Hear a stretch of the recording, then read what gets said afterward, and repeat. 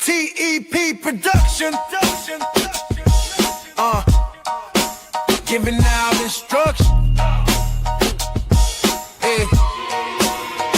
I just keep it intact, this is a fact, right and exact, I won't step back. Admiration is the feeling that inspires your brain to make you gain self-knowledge, not go insane. I'm Satan's antagonist, acknowledge what I speak. I cannot be duplicated cause I'm born unique. Brother Kareem told me if I want it, I gotta take it. Kareem told me if we need it, we gotta make it. Nasir just said stand up and be a man. You're planning to fail if you fail to plan. Keep your circle tight, know your plight, fight with all your might, study hard, stay in shape and everything will be alright. This beat is slapping, before I make it happen I just wanna ask, may I rise higher with fire, may brighter than may sharp lines, may climb and rhyme and may timing like sirens, may my thoughts may spray as I sway, may play with the day, may each bar may spark from the dark, may making the arc, may I shift, may gifted with riffs, may lifted no myth, may move clean, smooth in between, may carving out the scene, may words guide my glide as the tide, may ride on the inside, may minds free, may deep in the key, may shape in the sea, may I shine, may prime in my rhyme, may throw in the sign, may break norms, may storms in the red form, may lightning is born.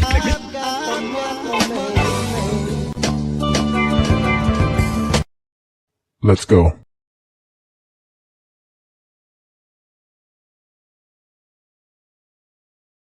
Get your copy of Fire. It's definitely a must-read. If you enjoy hood books, this one is it.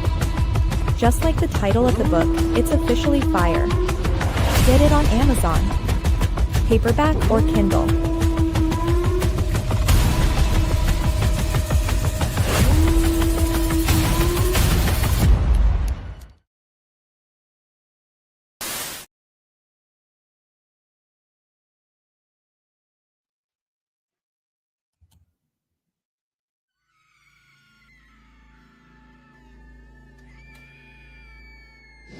I don't know how I got here.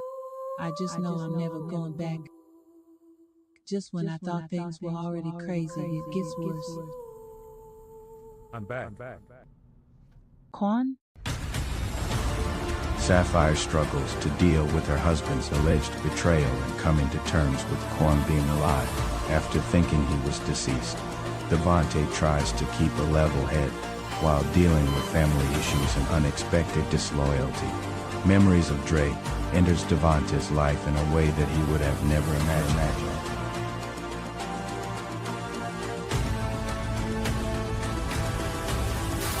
Fire Part 2, the finale.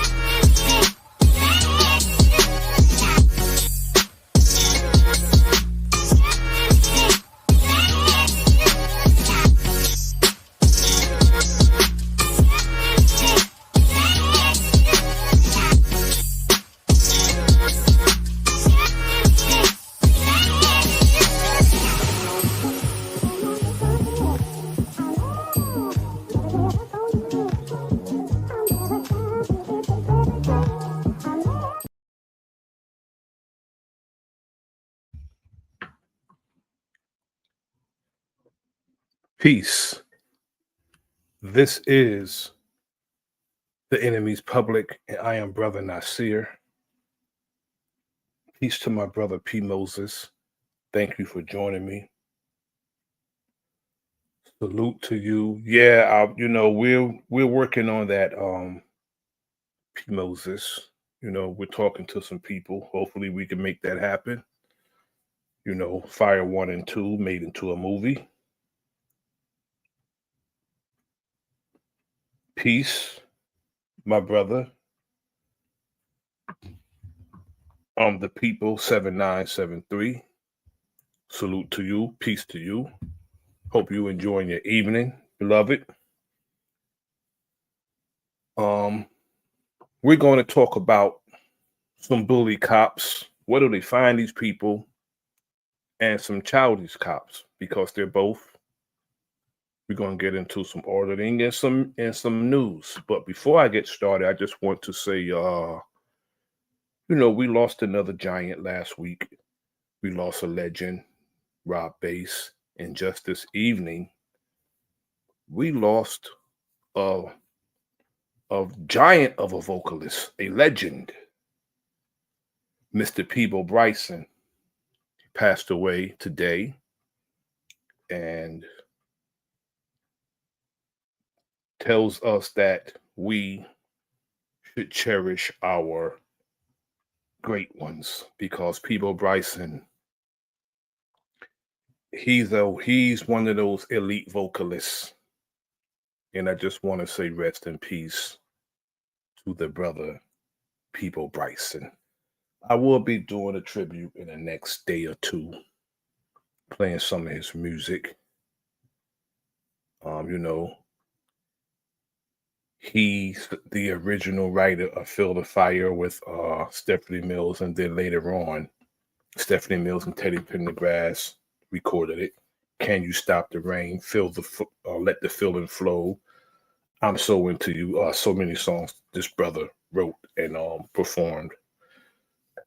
Can You Stop the Rain? It goes on. Peebo Bryson was a beast. I got into Peebo Bryson probably like in the mid-70s. That's when I first heard him. OGs in the music game. Exactly, my brother P. Moses. The OGs in the music game. We're going to get into this because law enforcement, they have this perceived power that they think they have in their chest out for no reason. They want to be seen as heroes, but they display no heroism. And they can be some of the most childish people that we encounter. And it's sickening that these people are charged with dealing with life and death situations. They get 6 months of training. And when they get that 6 months of training, after that, they go with a field training officer. And if that field training officer is abusive, oblivious to the law, don't go by police, departmental policy, he's going to train his cadet, his trainee, to be the same way he is or she is. So police have a culture. They have a culture. And they want to be seen as these righteous people. And they would stand idly by and watch their fellow officer abuse children, repeatedly punch women in the face. What I can't understand is the so-called Negroes who are in that field, who will stand by and watch a white man repeatedly punch a black woman in the face. That I don't understand. Because I'm telling you, if it was the other way around, that white officer would not tolerate that. But for us being afraid that we're going to lose something, we would rather lose our dignity, our respect from our people, our absolute fortitude, than to lose that money that the police department pay us. Not us, but, for the sake of argument. They would rather lose what they pay them. They would rather lose it than to lose that money that they're being paid. They would rather lose the respect of their people, their fortitude. their testicular fortitude. They would rather lose that, you know what I'm saying, than to lose that money and that pension.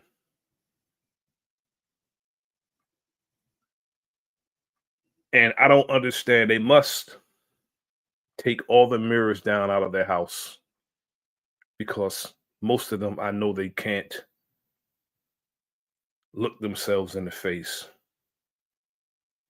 Now, I have videos I'm going to play, and I will give my narrative.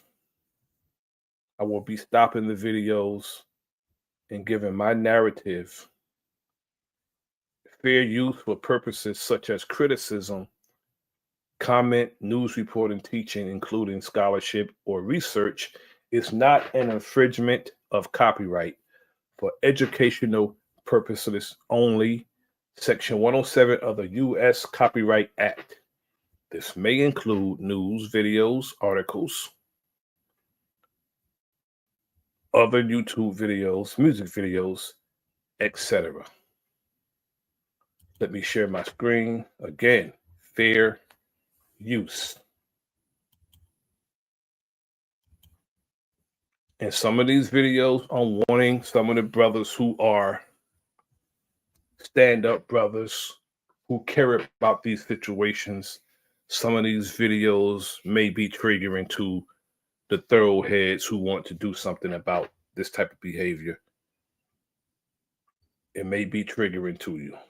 To the violent incident at a Louisiana middle school. First one officer, then two, appearing to body slam a 14-year-old. Those two officers are now off the force. They've been indicted, and ABC's Victor Akendo with the images tonight. This disturbing video showing a student body slammed from inside the main office of a Louisiana middle school has two officers facing serious charges. Moments earlier, the 14-year-old student behind the counter. Now, whatever administrator should be charged also, because the administrator, whether it's the vice principal / dean or the principal of that school, they are charged with the safety of the children. And I don't understand how any matter besides violence, terrorism could be a police matter in the school. I don't understand it. Unless that child is physically threatening and fighting someone, the police have no business putting their hands on a student unless they're restraining them, breaking them up. You don't have to do all that. Living their WWF fantasies out on a 14-year-old. Again, I said it earlier in one of my other streams. They do these things because they don't fear any consequences for their actions. Now, I wouldn't want to hear nothing if that was my son. Nothing nobody could tell me. If I see a video and somebody did that to my son. I remember my younger brother right under me. He came home and told my father that the wrestling coach hemmed him up. I'm just like my father. He didn't want to hear nothing. When he walked up to that school, he asked my brother, what move did he put you in? My father walked up in that school and put him right in that same move. He said, don't you ever put your hands on my damn children. You call me and I'll come handle my child. And that was the end of that. I don't care what he's doing. If you're gonna break a fight up, you jump between them, but you do not manhandle mine. But the way this resource officer handled this child, I know he's fired, but he needs a little more than some being fired. He needs a little more than that. The counter, the officer a few feet away. He is manhandled, grabbed around the neck, and slammed to the ground. This was just the beginning. The two grappling on the floor. At one point, the officer appears to make a punching motion at the student. His holstered gun, picked up here by a school employee after coming loose, she moves it to a desk out of reach. Officer Anthony Dupree then picks the teen up in an apparent headlock and pounds him to the ground again before jumping on him. Watch as that employee again moves the gun out of the way. Another officer, Dan Cipriano, walks in. They handcuff the teen, stand him up straight, and then slam him face first on the counter before escorting him out. Tonight, the officers indicted on battery and malfeasance. Now, what did this child do to deserve this? Absolutely nothing. The child wasn't violent. The child, I don't know what he was saying, but he can say what he want to say. What he said did not cause this. The child wasn't even fighting nobody. He attempted to walk out of the office, I guess. But this is not how you handle a 14-year-old. And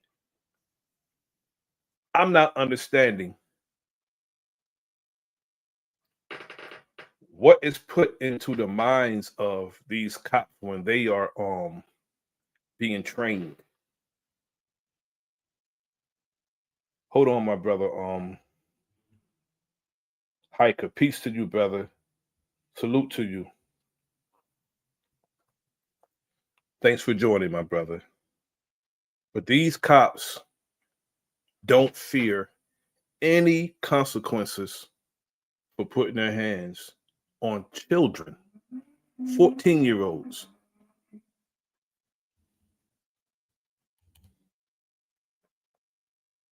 Charges from the October incident. Both have resigned from the department. There are reports the officers claim that student posed a threat. David? Victor Kendo. They said the student posed a threat.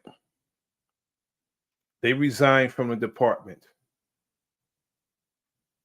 They would have to do more than resign from the department. They would have to get out of town. That's what they should be doing, getting out of town. And they probably do, because without the gun, without the perceived power that they think they have as cops, without all that, they're nothing but cowards. So they'll probably leave. They will probably leave the city that they was working in because they're cowards absent being a cop. Kendo with us tonight. Victor, thank you. Hi, everyone. George Stephanopoulos here. Thanks for checking out the ABC News YouTube channel. If you'd like to get more videos, show highlights, and watch live event coverage, click on the right over here to subscribe to our channel. And don't forget to download the ABC News app for breaking news alerts. To my brother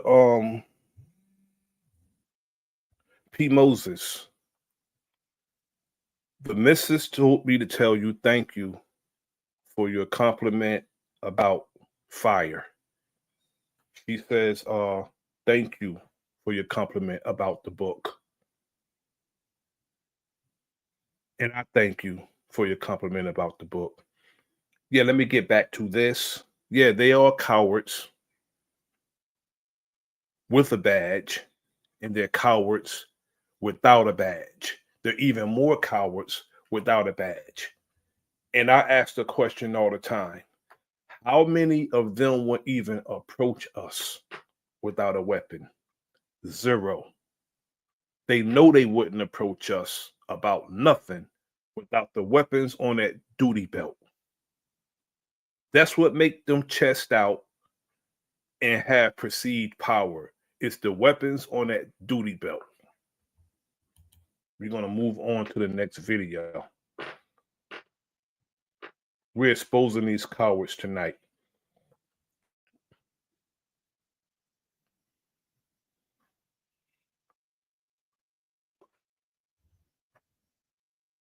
Because that's all they are. You're watching King 5 News. It is being called a disturbing use of force by the ACLU, an officer throwing a female student to the ground as other students look on. And this is the female student Now, this is when it's supposed to be a declaration of war. This, to me, is a declaration of war. Putting your hands on my little son is one thing. But when you start doing this, that means that you have declared war. This is a declaration of war to me.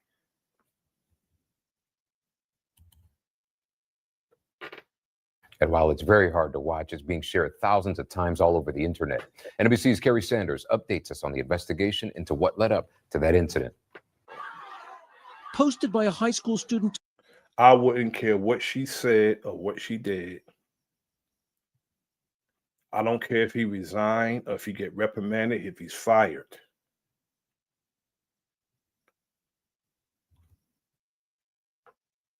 No man is supposed to do this to a female. No boy is supposed to do this to a female. No man is supposed to do this to a woman. Now, cops will show up to your house on a domestic call, being all self-righteous, telling you a man shouldn't do this to a woman, a man shouldn't do that to a woman, and he's correct. He would be correct if he said that. But look how they handle women. Look how they handle women, and over 50% of police officers beat their wives and their children, abuse their families. Over 50% of cops abuse their families. But they'll come to a domestic call acting all self-righteous, telling you what you should and should not do. And a psychiatric evaluation is not enough. It's not enough. There needs something else done to their head when they do this.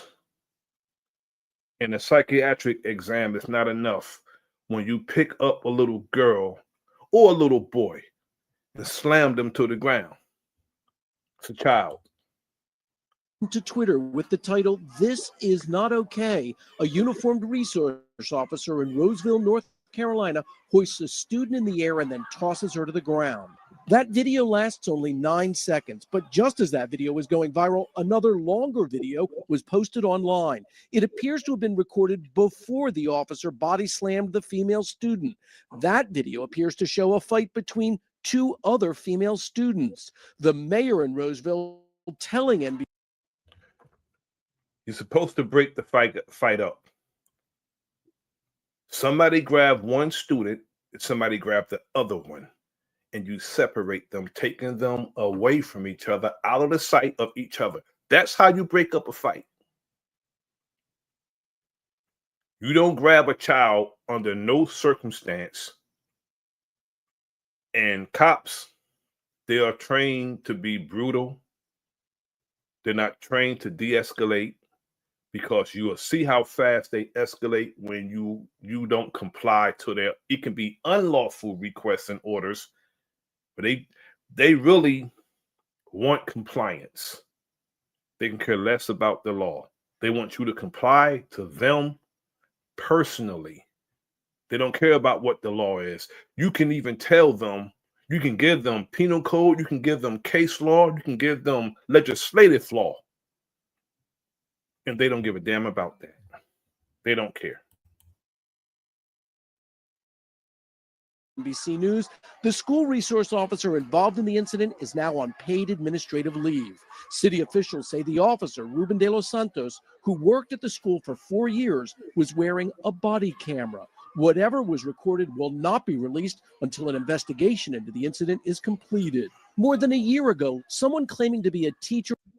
It wouldn't really matter of what the body camera shows us, because the cell phone footage is enough to make me bring it to him. I would bring it to him like UPS and FedEx at the same time. I'll bring it to him if he did that to one of mine. Teacher at the school posted a complaint on the web. The vast majority of students at RHS are disrespectful to teachers and do not come to school to learn. Tonight, a disturbing snippet of a chaotic moment that has students. That is sometimes the parents and the teachers have to be in cahoots when it comes to their child learning, because I know my parents were friends with some of my teachers. I had a lot of brothers and sisters who were teachers that was my teachers. Then my parents was friends with them. And a lot of times you have to show your face there. You have to show your face.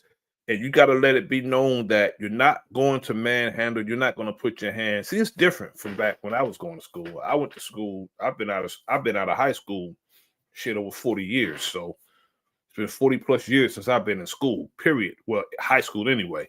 But it's a lot different. There's nothing wrong with law enforcement being in school. And they saying that students don't come to school to learn. Teachers don't come to the school to teach either. They don't. They don't come to school to teach either. They want respect that they don't earn. The way some of these teachers behave is deplorable. They don't come. They want the student undivided attention, but they don't even know how to teach. They don't even know how to teach the children that they will want to listen to them. If your methodology is not gravitating the student towards what you want to give them, that's your fault. It's not the child's fault. If your teaching methods is not making the students attentive, if your teaching methods is not making the students attentive, it's not the student's fault. You got a teaching problem. They don't have a learning problem. You have a teaching problem. These teachers can't teach today. When I was going to school, if you don't do your work and you are unruly in the classroom, you have the guidance counselor. And if the guidance counselor can't get you to do what you're supposed to do, you're going to have to explain to your parents why they got to leave work and come deal with you at the school. That's how it should be. It shouldn't be no grown man coming in a classroom, a cop coming in the classroom. It's not a police matter. It's not a police matter. You have teachers calling cops into the classroom, and cops are slamming little girls out of their desks, slamming little boys because they're unruly students, and the teachers have a teaching problem. It's not a learning problem. They're classifying our children because the teachers is too goddamn dumb. They'll get anybody a teacher's certificate today. And they're calling the cops on them. Instead of, the best thing to do is inconvenience the parents. If they got to leave work, the parents going to be pissed off. And their child going to have to deal with that parent at home. And a lot of these cops shouldn't be cops because they have anger issues. And they're only doing this to our children. White cops should not be dealing with our children. They shouldn't be. They shouldn't be resource officers in our schools. They should not be. Because they're going to approach our children. They already see our children as animals. They already want to be aggressive with our children. I've seen a video in the past where a cop restrained and held an 8-year-old girl down. I'll kick his ass for that. Straight up. Parents and teachers asking, could force like this in a school be justified? Police officials in North Carolina are asking for the It could never be justified. You cannot justify force like that on a child. Especially if all because that child is not listening to you. It's not how you handle that. And again, an unruly child is not a police matter. It's not a police matter. State Bureau of Investigation to investigate after that cell phone video emerged. Rollsville Police Chief Bobby Langston addressed a city council meeting this evening where he read a brief statement about the incident. We will work diligently to review any and all pertinent information so that we can provide an accurate account of the events. If that video alone is not enough, they are not even looking. That video alone is enough to call that cop into his office and say, I want your badge, I want your ID, and I want your gun. That alone is supposed to be enough. What you mean accounts? The video shows all the accounts that anybody needs to see. But they want to prolong, and they want to deny and halt justice. But if their father came up in there and scooped that damn cop up and gave him some earth, they'll be like the father's overreacting. After that man slammed that somebody's daughter. That's somebody's daughter. That grown man did. We ask the community and all members involved to be patient while we investigate this matter.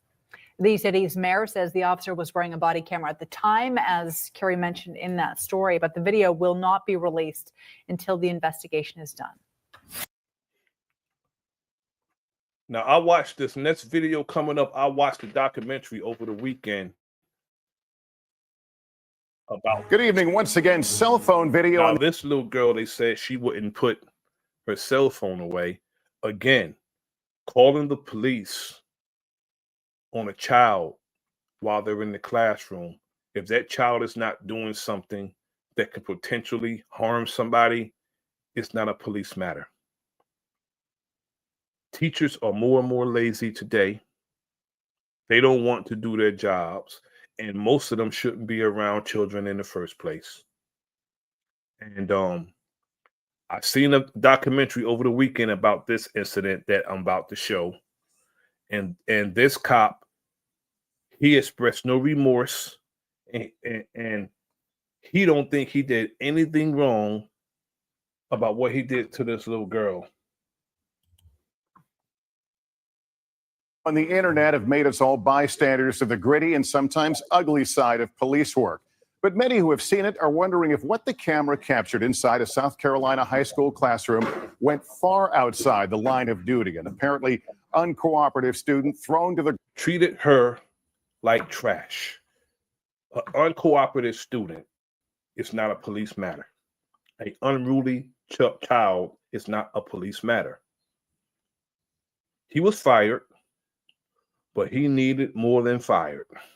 He needed more than that for doing this. The ground by a school resource officer, a case that has now triggered a federal civil rights investigation. NBC's Gabe Gutierrez is in Columbia with the tape and the story behind it. It's 10:30 Monday morning, math class at Spring Valley High School. School resource officer Ben Fields is called in to confront a student. Okay, you're gonna come with me or am I gonna make you? Witnesses say she had not been participating in class, had taken out her phone, and refused to leave when the teacher asked. The confrontation escalates while other students watch silently. While she's still sitting at her desk, Fields pulls her to the ground and throws her across the floor. It wasn't right. He was like flinging her around like a drag doll. Naya Kenny tells NBC's Craig Melvin she stood up for her classmate and was also arrested and charged with disturbing schools. I can tell you, I feel like the grown men were scared in there too. I was scared. Now, this young girl, because she didn't like what she's seen in the classroom, and she expressed her anger, she was arrested too.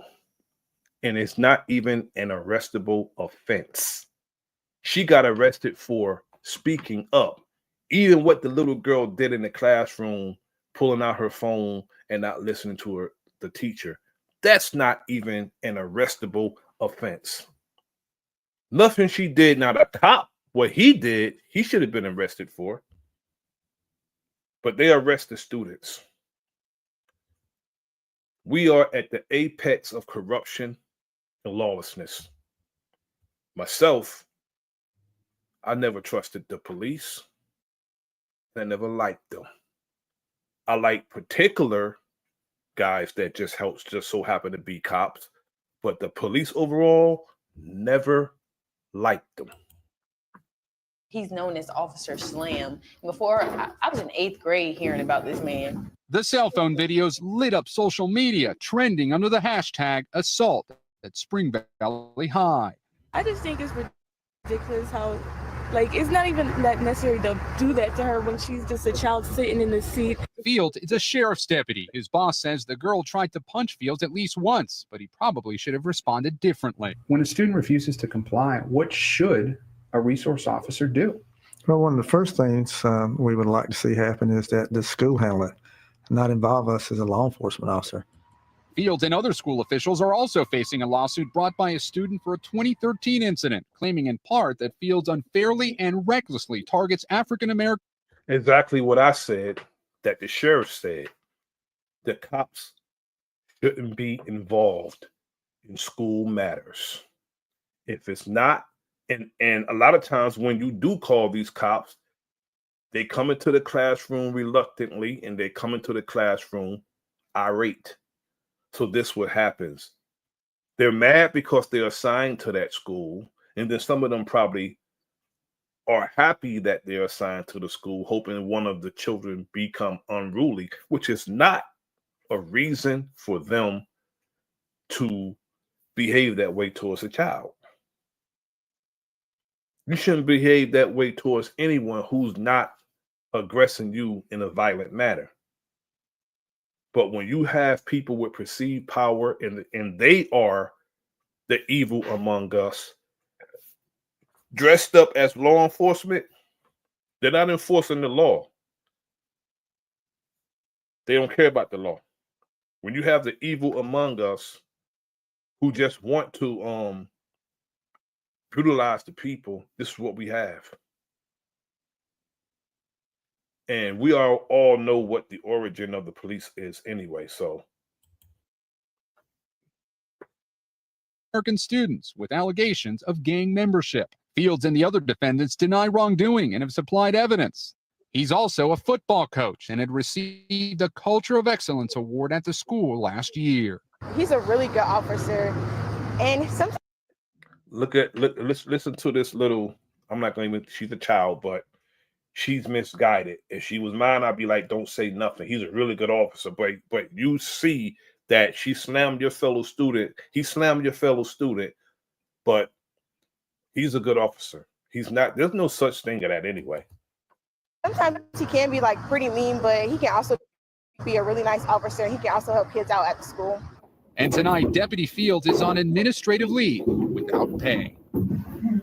Deputy Fields has not commented, nor has the student. The sheriff says he believes race was not a factor in this case and that the teacher and principal initially said the force was appropriate. The sheriff says he plans to announce his decision about Fields' future. If the principal, if any administrator, if they co-sign this type of behavior towards the student,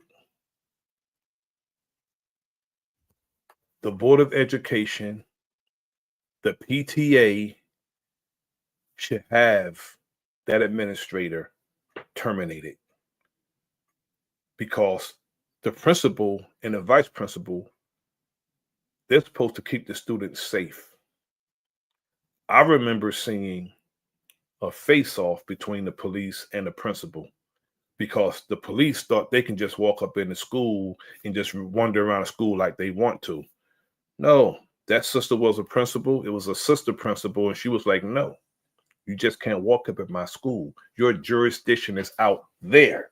If I call you in here, then you come. You just can't walk up at my school like that. And she made them sign in and get a pass like everybody else. And he was so mad. He was pissed off at that sister principal, but she made him do it. He said, if you can't do that, about face. You got to go. And she made them sign in and get passes like everybody else. And they are not above the law, and their jurisdiction is out there. You just can't walk in people's building. Within the department tomorrow. Lester? Gabe Gutierrez in Columbia. NBC News fans, thanks for checking out our YouTube channel. Subscribe by clicking on that button down here, and then click on any of the videos over here to watch the latest interviews, show highlights, and digital exclusives. Thanks for watching. Now, it don't always happen that way when our children encounter cops. It don't always happen that way. Sometimes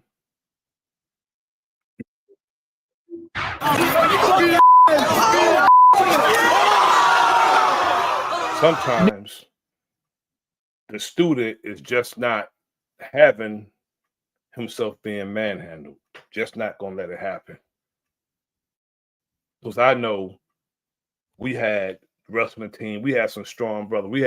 We had brothers when I was going to school lifting a whole, rack. I mean, straight up racking with the weights, and they was just straight strong. And we had the brothers in the martial arts class. We had the brothers that went to the gym, and we had a lot of thorough cats around us. And wasn't nobody just running up on nobody, not on the brothers I went to school with. We wasn't having it. I guess this young brother wasn't having it either. New video just into our newsroom shows a St. Cloud police officer being roughed up, slammed onto the ground by a student. Now that student is under arrest. Yeah, we're being told that student had nothing to do with the fight that the officer is actually trying to break up. Fox 35 anchor Ray Vieta joins us in studio. And Ray, the police chief is sounding. So why, if he had nothing to do with the fight, why was there a police encounter with him? Why was there an encounter if he had nothing to do with the fight? That's the question. Sounding off on this tonight. The chief says this video is spreading on social media. He calls it an extremely disturbing altercation. Here's how the whole thing unfolded. The officer you see there says he was separating a fight between two students at St. Cloud High School. That's when police say a third student went up to the officer, grabbed him by the neck, pulled him away from the fight, picked him up, and slammed him to the ground.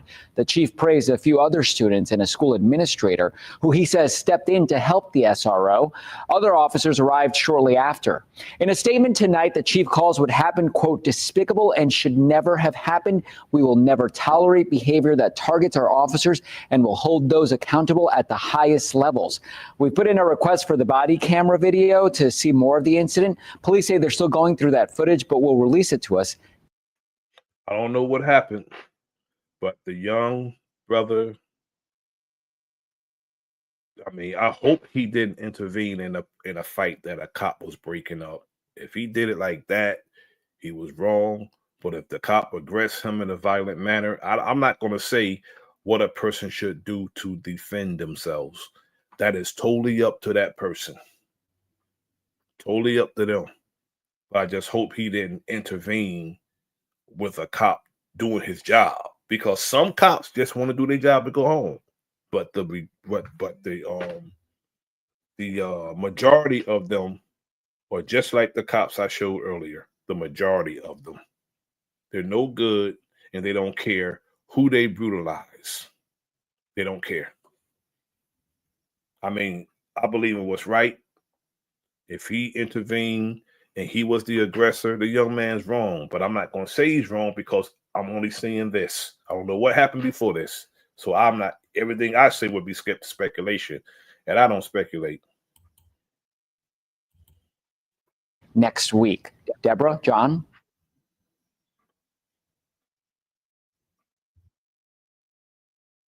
Black people and brown people live in communities where we get law and order from the police. White people get protected, sir. That is exactly what happens in schools when we have police. Let me run that back. Black people and brown people live in communities where we get law and order from the police. White people get protected, sir. That is exactly what happens in schools when we have police in our schools.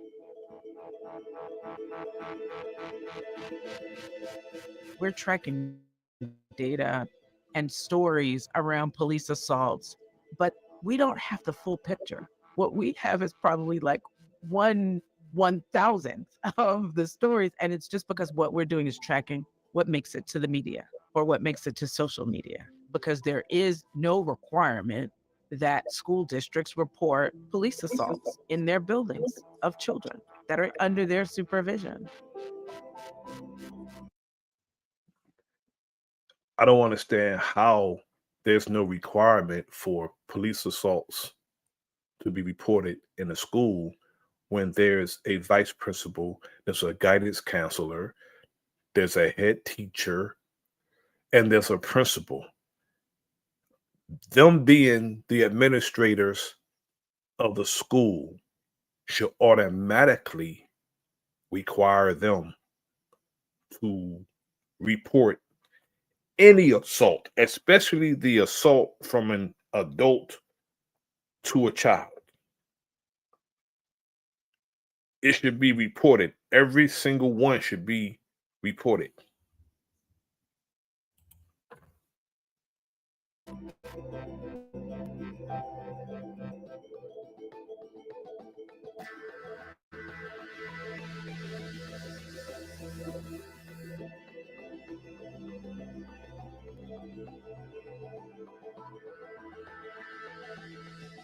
It should not be surprising because that's what happens in our neighborhoods, right? If police assault somebody, police could kill someone, and they are more likely to walk away from that than have any level of accountability, right? It hasn't been so recently where we've seen some convictions of cops when they have killed someone. But every day, Black and brown people in our neighborhoods are experiencing assaults and harassment by police, and there's no accountability. Speaking on George Floyd, I just found out earlier today that the governor and the governor administrators of Minnesota, on the anniversary of George Floyd's death, they actually had a moment of silence for Derek Chauvin. Not George Floyd. They had a moment of silence for Derek Chauvin, the murderer of George Floyd. Paying homage to a damn killer.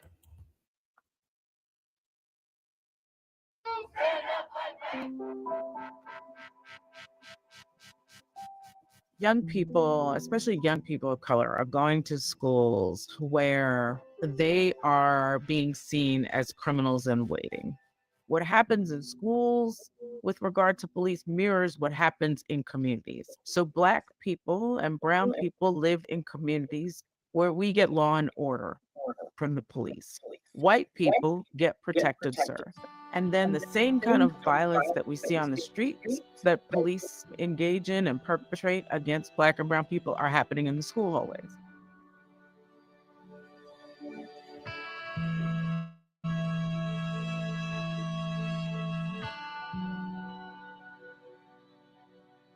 Advancement Project and our partner, the Alliance for Educational Justice, are the co-conveners of what is called the Police Free Schools National Campaign.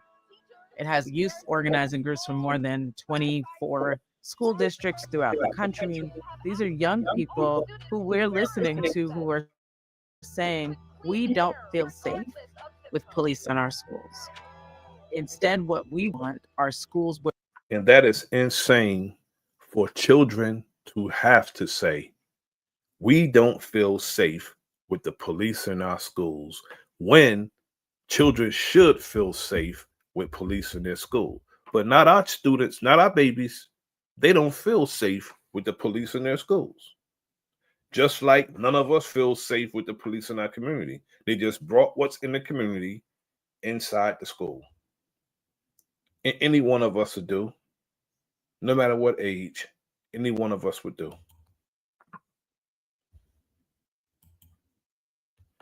Where we feel safe, where we feel nurtured, where we have things like restorative justice, where we have counselors, where we have the books and resources and teachers who love and care about us, where we have community schools where our community can embrace the school and vice versa. But that's not what they're getting.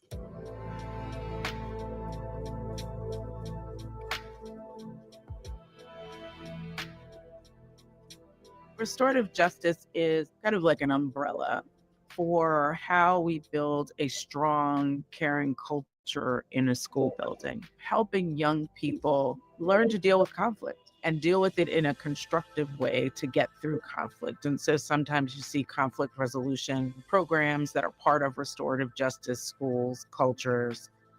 It could be that some schools use peer juries. But the idea is to, first of all, get away from punishment for punishment's sake, get at root causes, and to make people feel whole when they have been harmed by someone. We've got to be thinking about alternatives, and police are not the way to go. Let's give young people the resources, the money, the counselors, the teachers that love up on them, and environments that embrace them for who they are.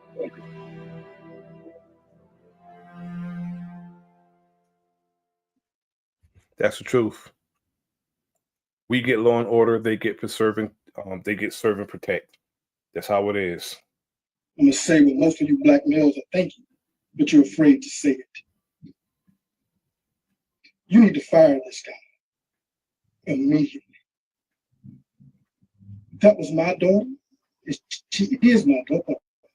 She don't have to belong to me biologically. That officer being fired will be the least of his worries. We are sick and tired of black women being abused. You can say it's not racism all you want to, but this is going on all across this country every day. You can say it's not racism. You can say it's the student, but that student, as I understand, comes from a foster family. She didn't have a father like me who would have been out there that day to deal with that situation in the most savage kind. You do not touch nobody's child, whether they're white or black, in that manner. I wouldn't put my hands on a white child and throw her across the room, slam her on the floor. Her father would have every right to come and take my life if you choose to do so. Yes, sir. And as a father, you put your hands on mine like that. You won't have to worry about him being fired, because I will put some fire to his behind. Yes, so you guys, you are responsible for these people. Sheriff Locke, you're responsible for these people. I have no fear, none whatsoever of you, of the sheriff or any other officer, because that officer is a particular overseer. Now, I'm not a violent, crazy man. I don't have a record. But I will not tolerate this kind of insanity coming from no man touching a child in that manner. So South Carolina, you're doing yourselves well across the world. You killed 9 people in Charleston. You shoot the young brother on Broad River Road for going to get his license and registration. And now you're beating up young girls in school. And you are thinking about firing him? He should have been gone that day. Yes, sir. Why is he still working? So you want more men like me who are feeling like me to get this rage up in them to deal with this ourselves? Is that what you're forcing us to do? Mr. Conway, threats are not appropriate. I'm not threatening. That's not a threat. I'm asking you a question. I'm asking you want more men who have this kind of feeling to be built up in them like this for treating our children like that. If you want that, you're going to get that. It's up to you to stop that. You can stop it. So it's up to you. I'm asking you that question. It's up to you and you and you and you to stop it, not me. Because this is a reaction to equal and opposite action. Exactly. Thank you. Thank you for your comments, Mr. Conway. That's real talk, brother. Can't show these jokers. You can't show no fear. Video. No fear. A No school fear. police officer body slamming a female high school student has triggered outrage in a North Carolina community. Cell phone video shows. No fear. It has to be absolutely no fear. We must be fearless. We must mean it when this type of thing happens. We cannot allow this. That's a declaration of war when this happens. Shows Rolesville police officer Ruben De Los Santos yesterday picking up the 15-year-old and throwing her to the ground. He was responding to a fight between two other female students at the town's high school near Raleigh. Vladimir Dutier of our streaming network CBSN shows us the fallout. Vlad, good morning. Good morning. Officer Ruben De Los Santos has been placed on administrative leave. The mother of the young girl who was body slammed told our local CBS affiliate that her daughter suffered a concussion. The school's principal sent a letter to parents saying she was deeply concerned by what she saw. It's unclear what prompted Officer De Los Santos to slam this teenage girl to the ground. He was responding to this fight between two other girls caught on a second video. Moments later, the teen is taken down by the officer. A school official says she was not. These cops come through there, and any one of us would do. Any one of our children will do. Any one of them would do. Now, this dude, he's slamming a little girl down. And if every boy in that school would have bum rushed him, you'll have outrage. Why do they do that? It'll be outrage against the students when a cop just slammed a girl that had nothing to do with the fight that he was responding to. But if everybody would have ran up on him for doing that, those young brothers would have been wrong in the eyesight of so-called justice. Not involved in the initial fight, and a witness claims the girl was actually trying to break up the brawl, which involved her sister. Parents learning about the incident expressed concern. Being a parent of two kids, I have a senior and a freshman here, a boy and a girl. I don't think an adult ever really should body slam a child, especially a female. No. I'd like to know what happened prior to escalating, getting to that point. So if there's more to the video, I'd like to see it. I think. Of course, you would like to see more of the video. The cop slamming the little girl is not enough to wicked demons like her. Salute, peace to my comrade, my brother and comrade, Dre Cobb's Music. Thank you for joining us this evening, my brother. As parents, we have a right to. But if it was a black cop slamming a white girl, which I know for certain will never happen because it's not in our mind to do that to a child. Only wicked ass white cops do that. We wouldn't do that to a child. The only time you will see a cop slamming a child is when one of them is doing it. We won't do that. To see it and know what's going on. In a short statement to the local Board of Commissioners, Roseville Police Chief Bobby Langston pleaded with the community to remain patient while the matter is investigated. We will work diligently to review any and all pertinent information so that we can provide an accurate account of the event. A city official says this is Ruben De Los Santos, who's been a school resource officer at Roseville for 3.5 years.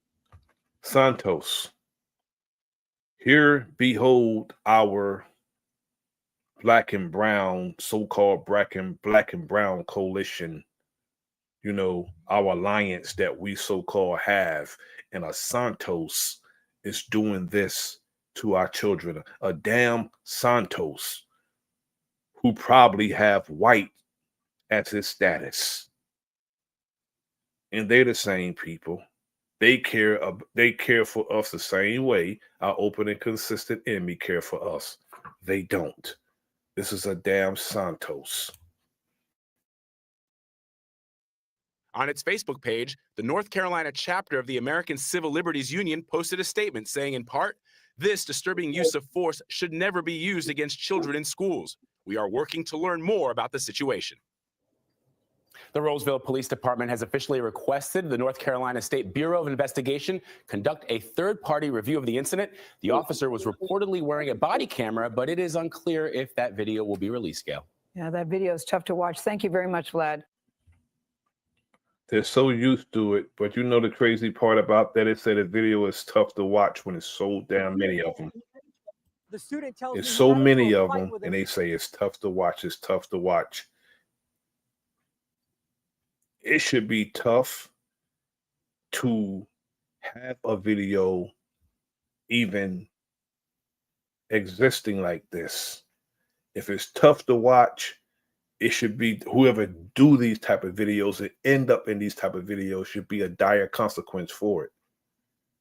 fired on the spot, and indicted.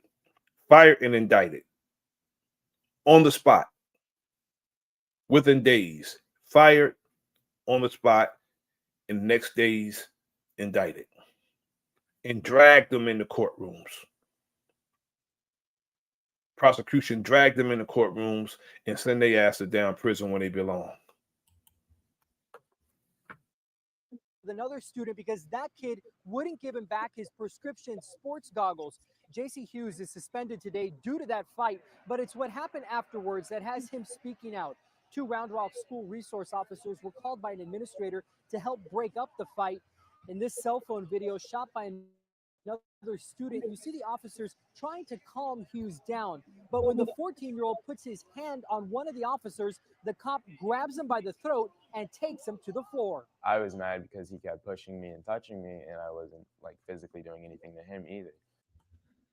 That's what they do. They'll put their hands up, they'll touch you, they'll push you, they'll like nudge you, and you can say, "Don't touch me," and they'll still touch you to provoke you. That's what they do. And they're punks. This is a this is a 14-year-old, 15-year-old high school student, and they're punks, grown-ass men wanting to fight a child. But they won't do that to a man. They won't do it to a man because a man can match the same energy and that same strength. They do it to somebody who's vulnerable, like a child. Do it to little girls and boys. They're such damn punks. And that's the point where I was like, can you leave me alone? And that's when he took me down. In a statement from Round Rock Police, a spokesperson said after repeated attempts to calm the non-compliant student and stop him from going after the other student. He wasn't going after no student. He was just standing there. Sometimes when children are irate, they just want to be left alone, which is the case with this young brother. He just wanted to be left alone. And then the 2 cops cornered him, impeding his fucking movement. And that's frustrating, especially to a child. That's frustrating. You can't impede his movement. Telling him to calm down. You know how frustrating it is when you're calm and somebody telling you to calm down and they're trying to provoke you. Calm down. And you're standing there calm. I'm good. And they're saying calm down and they're putting their hands on you and at the same time impeding your movement. And you constantly touching somebody who don't like to be touched, because I don't like to be touched. I don't like familiarity. I don't like that. I can't stand being touched. Officers were forced to detain him for his safety and the safety of others, adding, "This incident is currently under review by the police department staff." I reached out to the Round Rock School District this afternoon. They will investigate themselves and find no wrongdoing. That's most case scenario when it comes to incidents like this.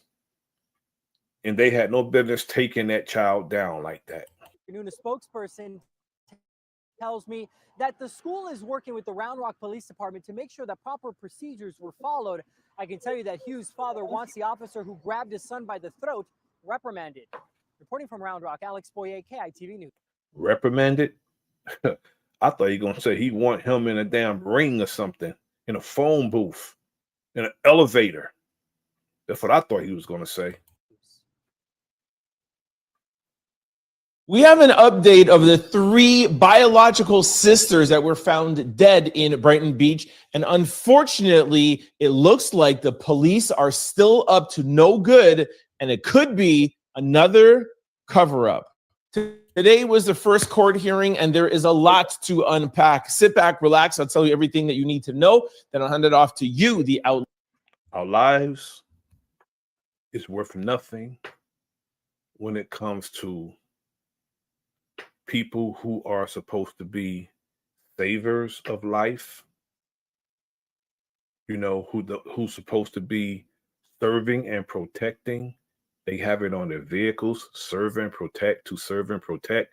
And I'm going to show that the police, by the time I'm done with this stream, I'm going to show that the police are not here to serve and protect, in particular, our people, but overall, no, they're not here for that. They're the biggest gang. If you could take any gang, they have the largest gang combined. Combine all the gangs in the United States. Their gang is not as big as the Fraternal Order of Police. Out louder to let me know what you think about this shocking case in the comment section below. The court hearing that took place today was the opening of a coroner's inquest, and it revealed a few important new details. The biggest update is the cause of death is still unknown.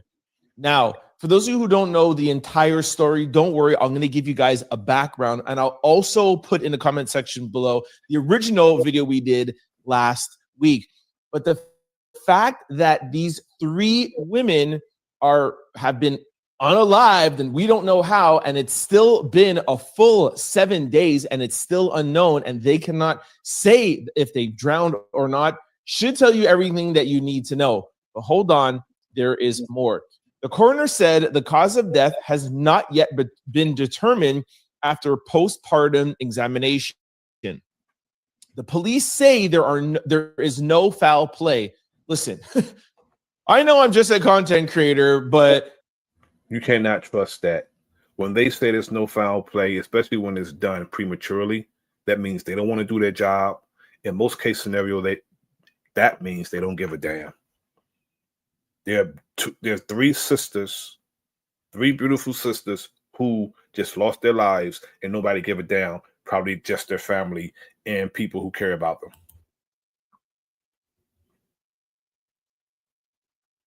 Crazy. You don't have to have that much education to figure out if three women are found in a beach and their lives have been lost, and you can't determine the cause of their unaliving, and you have not said if they're drowning, why would you rush and say that there is no foul play? It doesn't take a genius to figure out that there's something weird going on, and that's why this case has been mysterious from the first time that it hit the news till now. And again, like I said in the beginning, these cases are wrapped up quickly. Oh, yeah, these girls just drowned. And then as it gets to social media, as it gets to content creators, we drum enough curiosity and it drums enough attention that these police have no choice but to go back and say, okay, fine, we'll look into it. And that is when they come around. They want to close the case without doing an investigation because they don't care. Now, when that girl, I forgot her name, when she drowned in Aruba, they got national attention. And they spared no law enforcement officer in the United States to try to get to the bottom of what happened to that girl that drowned in Aruba a few years ago. Around, and they have the court cases, and they're like, oh, we're not too sure. We don't know what's going on. They feel like they could just sweep things under the rug. It's 2026. We don't let these things fly anymore. That's the greatness of YouTube, and that's the greatness of this new media. You could pay off legacy media and you can have things get kept quiet. No longer. We have seen this with Ashley Janae. We have seen this with a bunch of other cases. And we, the online social community, are not going to stand for this. The fact that the police are saying there's no foul play. Shout out to Trent Out Loud. Trent Out Loud has good content. Shout out to him and fair use. Let me know that this is some Joe McCann-ish. Somebody somewhere is paying off the cops. There's a cover-up and there's something going on. I do not like the police. I do not like what is going on in this. Sussex police told the court they have found no evidence of third-party involvement and currently do not suspect any criminality. Again, I smell a payoff. Again, like I said, it doesn't take much education.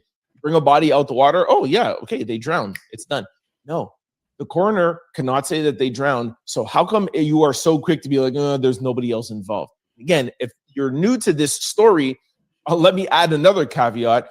The mom, their mom of these three Black women passed away 16 years ago. Guess by how? Drowning. Okay. Guess who's the only person that's still alive in his family? Yeah, the father. And he's been remarried and they have a stepmom. But hold on, I'm getting ahead of myself. The investigation is still active. Thank you very much. It's still active. It's an active investigation. Why are the police coming out and saying these things? Detectives are reviewing CCTV footage, tracing the sisters' final moments, and continuing inquiries into how all three ended up in the water.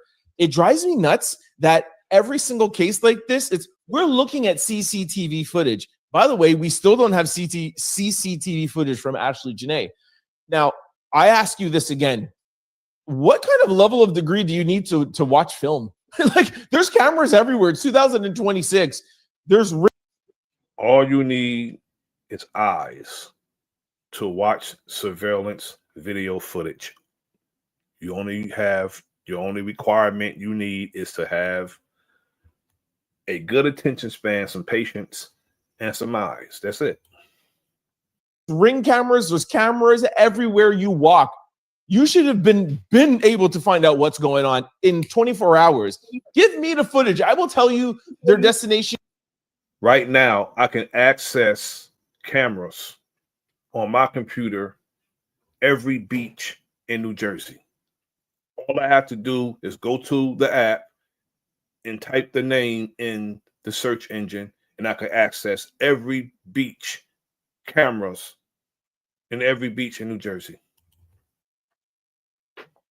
Where they went and how they ended up in the water. It's always the most obvious thing that takes the longest for them to review. We're still looking at footage. We're still looking at footage. Give me a break. This is ridiculous. This you could tell that there's foul play here, right? It's very, very easy. And we know that these three sisters, if I'm not mistaken, I think one of them was an accountant. They're all graduates. They're all educated. And everybody has said that they were calm, not party girls, not drinking. What are they doing at the beach at 5 o'clock in the morning? It doesn't make any sense. And even a party girl or a party guy, it just, none of it makes sense. And these police are trying to cover up for somebody. What the court heard is the sisters, who are identified, as we know, as Jane, Christina, and Rebecca. By the way, Jane was 36 years old. Christina was 32. Rebecca, 31. If you want more details, click on the video in the link below. It gives you more details and the background of the sisters. All three were from West London and were found near Brighton Black Rock Drive area May the 13th. May the 13th. We're at the end of May. How long does it take to inquire and look at CCTV footage? One buddy washed up on shore while the others were recovered from the water by emergency responders. I have a little notes from a source in UK. Let me get to that. Here's some family background that's getting attention. I told you this already. One detail that has shocked many is that the sister's mother reportedly also lost her life by drowning 16 years ago. Family members said the sisters never fully recovered from that loss. Okay. There's some speculation out there that they haven't recovered from the loss and the sisters went out there to kind of like honor their mother, or maybe did this to themselves. It just doesn't make sense. I don't even want to say it. I won't even let that come out of my mouth because I know that is manipulation from somebody trying to feed the algorithm so that we could get distracted from what is really going on. Here's the coroner's message. The coroner specifically addressed the online speculation surrounding the case and expressed hope that the formal inquest process will help stop conspiracy theories while the facts are being established. Again, same thing with Ashley Janae. Whenever we start questioning and we have logic and facts in our questioning, they always diminish our thoughts to a theory. They'll say we have a theory because they conspired and because we approach it logically with some facts. They like to reduce what we're saying to a theory, calling it a conspiracy theory. Oh, we don't want online to speculate. We don't want online. It's because of online why there's an investigation. It's because of online why these things are pushed to the media and pushed to the attention, and why you have no choice but to just sweep things under the rug. And like I said, I've spoken with people out in the UK when they said that it is normal, which is crazy, but it's normal that you're seeing Black women show up in oceans unalived. Google it if you don't believe me, okay? This is not the first time it's happened. What's next? The inquest was adjourned until October the 8th, meaning investigators now have several months to gather additional evidence and determine what happened before the next hearing. Like I said, hey, you're not in like a rural area where you have like blind spots and you don't know what's going on, okay? You don't need until October. It's the same thing that happens all the time. They're hoping that this situation gets quiet. That's why they'll bring like a really far date. Oh, October the 8th, we'll get back and see what's going on. It doesn't take that long. We're going to move on from this video because I got quite a few more to show. RIP to those sisters, and I hope they get to the bottom of what happened to them and who did it to them. The man you see here is acting like he has no idea what's going on, but he has a sick and twisted secret. Actually, he has more than one. I'm going to notify you of your Miranda, just so you know, okay? How am I in trouble? He's being arrested in connection to child sex crimes. Now, that would be disturbing and unacceptable in any situation, but what he does for work takes it to a new level. We're on the case presented by Law and Crime. I'm Chris Stewart.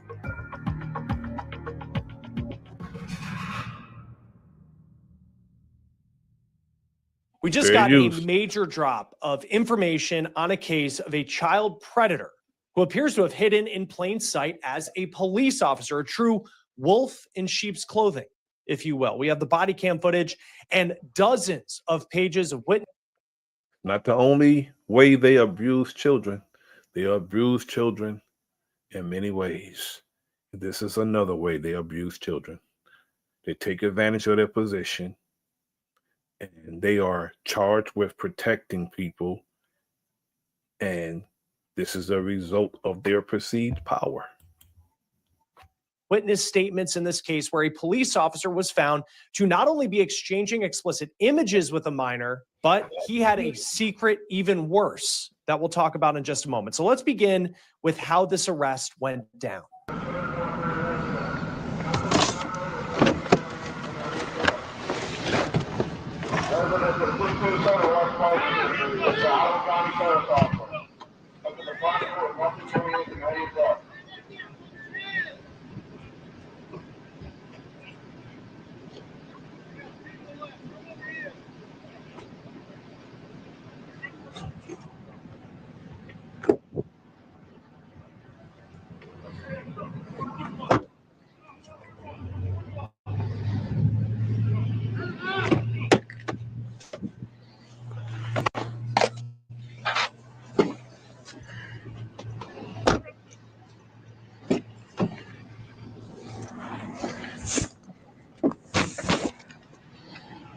I'm gonna pull up there so I can put some in here.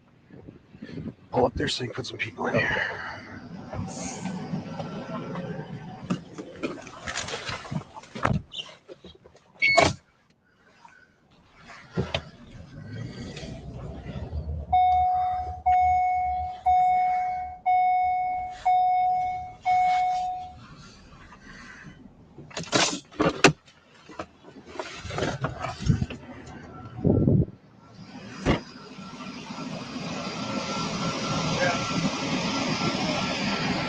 I'm gonna grab him. You want him secured in mine?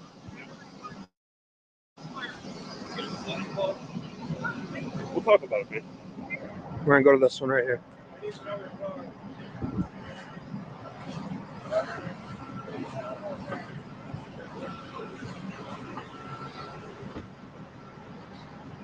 going on? Not much, man. They check you for anything? This is police arresting one of their own in Oak Harbor, Ohio. It's kind of near Toledo in November of 2024. Now, the name of this officer is Austin Sabo. He worked as a police officer in Walbridge, Ohio, which is about a half hour away from where he was being put in cuffs. The SWAT team pulled up to his house and he is taken out. Now, before I get into the frankly disgusting accusations he faced in this case, here are his first interactions as a suspect with law enforcement. Residence is secure. Blue team's clear.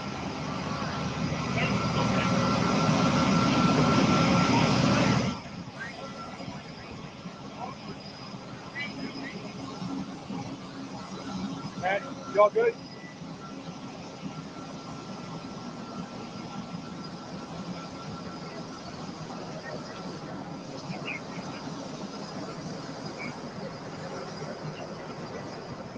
Everybody's safe. Yep, there's nothing to worry about. Okay? Everybody's safe. I promise you that. You're welcome. He's already popping off. I'm just going to Mirandize him. Are you good with that, or would you 100%. rather you guys? Put a camera, something to just let roll while he's in there. Yeah. Officer here.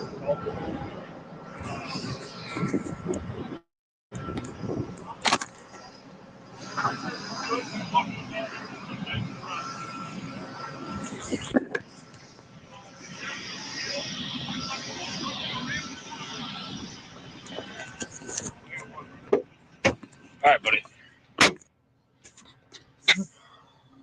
So I'm going to notify you of your Miranda, just so you know, okay? How am I in trouble? You have the right to remain silent. Anything you say can and will be used against you in a court of law. You have the right to an attorney. If you cannot afford to hire an attorney, one will be provided for you. If you decide to answer any questions now without an attorney present, you will have the right to stop answering at any time until you talk to an attorney. Do you understand all that, Austin? Yeah. Okay. Let me see what's going on. Let them get squared away, and then they're going to talk to you. Okay? Is my mom and her boyfriend also in trouble? Like, what's happening? I just got some information here. Hold on. All right. Okay. What? I'm just leaving this back here. Okay? Can I not? You don't know what's going on at all? I have some idea, but it's not my case. So I don't like talking about stuff that's not my case. Let me see what they want to do, okay? What?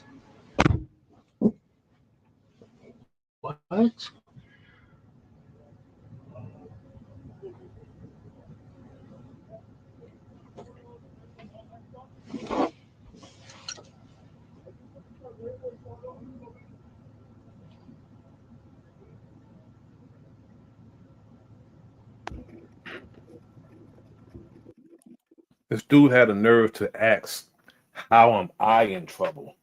You know how you're in trouble, but he's asking.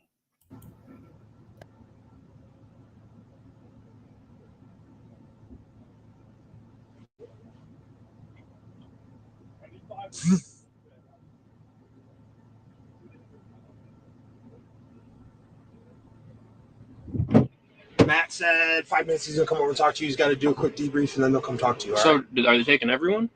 No, man, I don't think they're taking everyone. I don't know what's going on. They're not gonna take everyone. But What's happening though? Who's the main person? well, it's for the residents. I can tell you that. What's that? It's for the residents. What does that mean? It's the search warrant's for the residents, not for the people. It's for the residents. You're being detained so they can do that search. So they wanted the house. Say that again, buddy. No one's actually in trouble. Well, yeah, I mean, there's obviously something. They got a search warrant for the house. They're gonna do their thing, and then they're gonna figure it out. And Dude, I have work at 2:00.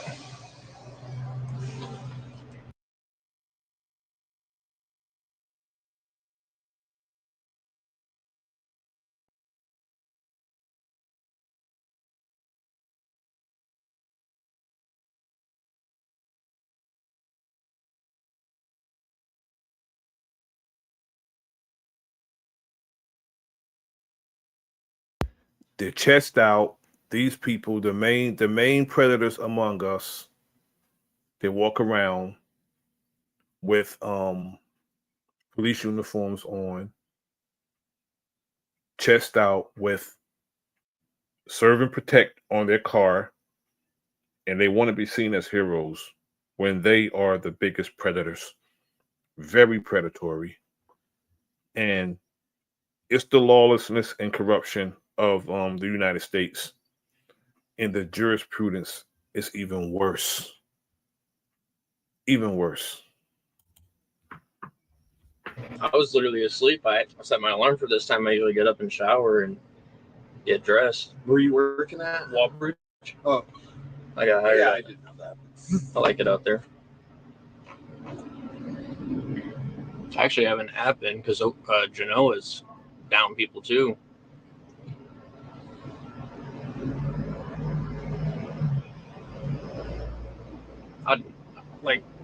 I wonder what the heck they they got a search warrant for? No one does anything. I come home, play my game. My mom's boyfriend, he just goes fishing 24/7, and she's a nurse.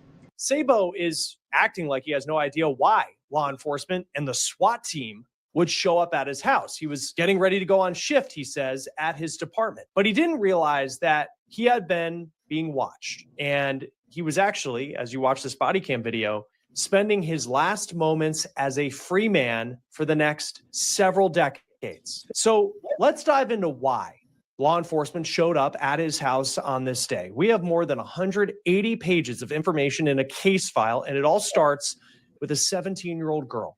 That girl contacted her school resource officer, and she said that there was an adult who was sending her explicit pictures on Snapchat. The girl said that Sabo had requested to follow her on Snapchat, and he sent her a picture of the dashboard of his patrol car with a message, "Hey," with a couple extra Y's on there. Now, she said they made small talk, and then he told her that he was 23 years old. Now, the teen then replied that she was 17, and she asked Officer Sabo if that was a problem, to which the officer replied, quote, "It's not a problem with me as long as it's not a problem with you." Now, this is just one of the problems that this officer is about to face, and all of this goes much deeper than this. The pictures would bring Sabo into custody, and it would lead to a far more disgusting case of sexual abuse once this was made public. But before we get to that part of the story, I want to talk about what we're seeing play out at this officer's house where he lives with his mom and her boyfriend. In the case involving the 17-year-old, Officer Sabo told the teen that he lived in Oak Harbor and that he worked for the Walbridge Police Department, which are facts. He then told the teenager that he would let her know when he was on his way home from work and that he had a surprise for her. And this is where this story, it starts to get very scary. The teen says that Sabo texted, quote, "Maybe I should stop by." And then the teen said, no.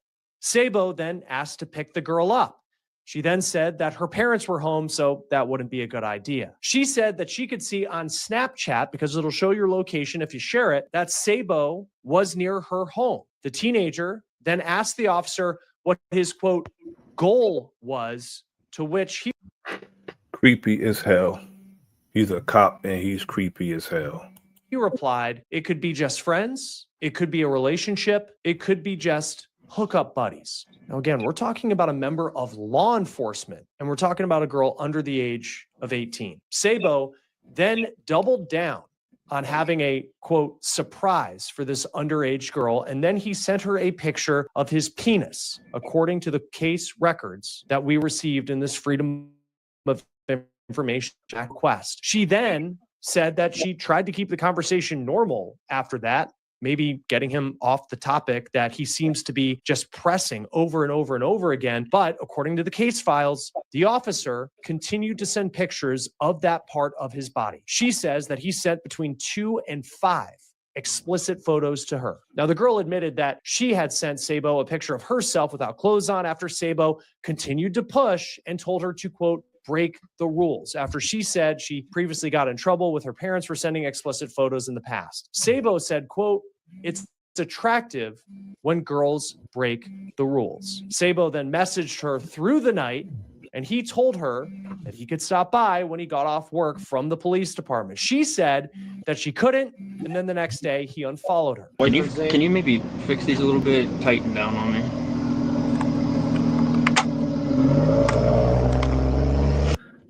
You see how they just do that? He should say the same thing that they say to other detainees. They're not made for comfort. If it was one of us, he'll say they're not made for comfort.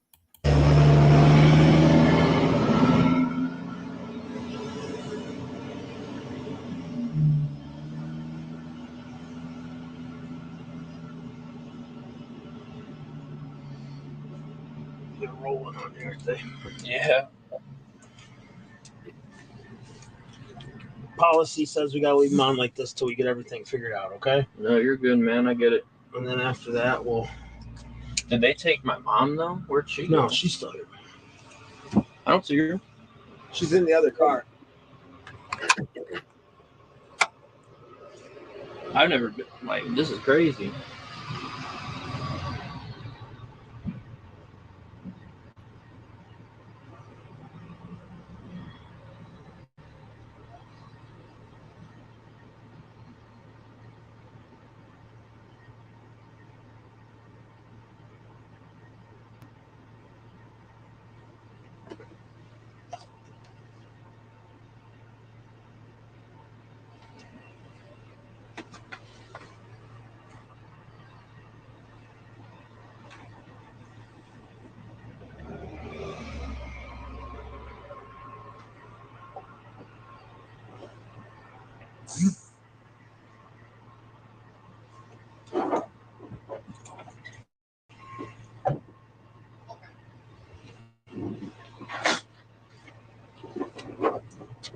We're gonna move on consistent with the topic. Yeah, they're right over here, buddy. We just moved it. So the search warrant's for the house. Correct. We'll get you. We'll get you unhooked here in a minute. Perfect. And your parents, you'll hang tight. It's cold out here. Once he drops. This cop knows what's going on, but he's just anxious. He want a confirmation. He knows what's going on. He knows what he's done, but he's just anxious. But we're gonna move on from this. Staying consistent with bully cops and these crooked cops. We're staying consistent with the title. What are they? What could be worse than facing life in prison for something you insist you didn't do? Well, much worse is knowing. Like I said earlier in the stream, over 50% of police officers abuse their families, their wife and their children. Over 50% of them. That your own children put you there. Tonight, a father, a decorated police officer accused of a heinous crime, but did he do it? And if not, did someone put his children up to telling a lie? In the early 1980s, the country moved to a disco beat. In Vancouver, Washington, motorcycle patrolman Ray Spencer had some moves of his own.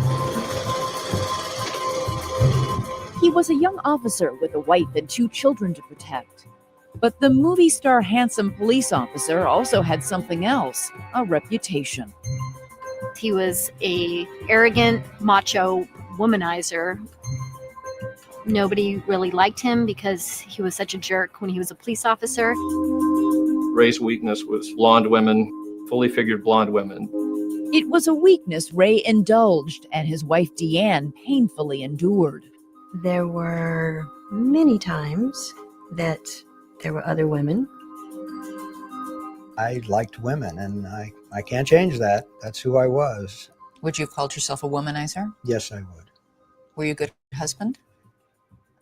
I felt I was. And I mean, other than that, It's a pretty big that. It is a big thing, yeah. Deanne had decided that she'd had enough. It's not so much the rage and anger that I had, but... Salute to my brother, Ghetto Child Clinic. Good seeing you, brother. Salute to you. I don't believe anything that was ever said to me was the truth.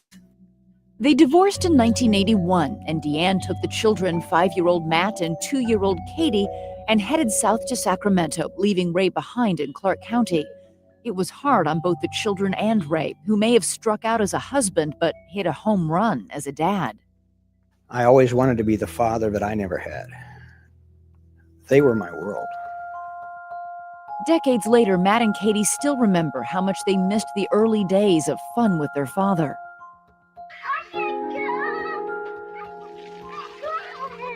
I remember fishing, and I remember picking blackberries. Hope all is well with you and your family, brother. Thank you. Just kind of happy things that we did. What about you, Matt? I mean, he taught me how to fish. He taught me how to shoot. It was like we were just about to get to that point where we were going to really bond as father and son. And then all of a sudden it was just gone. The time with their dad became severely limited. 6 weeks in the summer, 1 week every other Christmas. That was a difficult time for me. Ray says he put a good front on for the kids, but turned for solace where he always had, to women. In 1983, 2 years after his divorce, Ray married Shirley Hansen.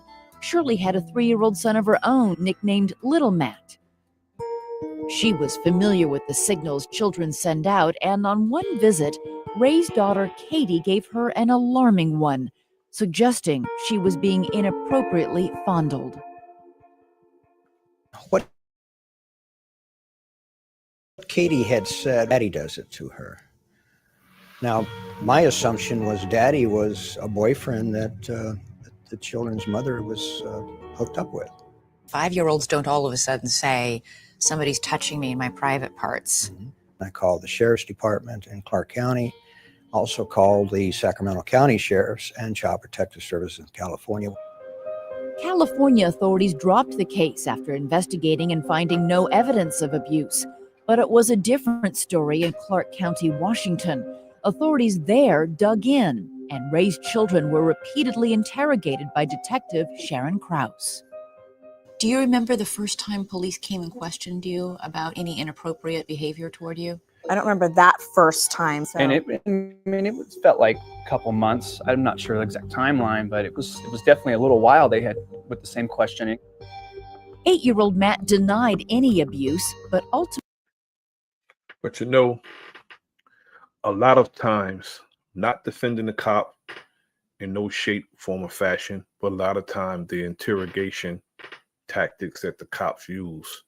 And I could imagine with the children, constantly questioning them, you know, in interrogation. Sometimes, I can only imagine. And I hope they didn't question these kids like they do adults in the period of time that they do adults.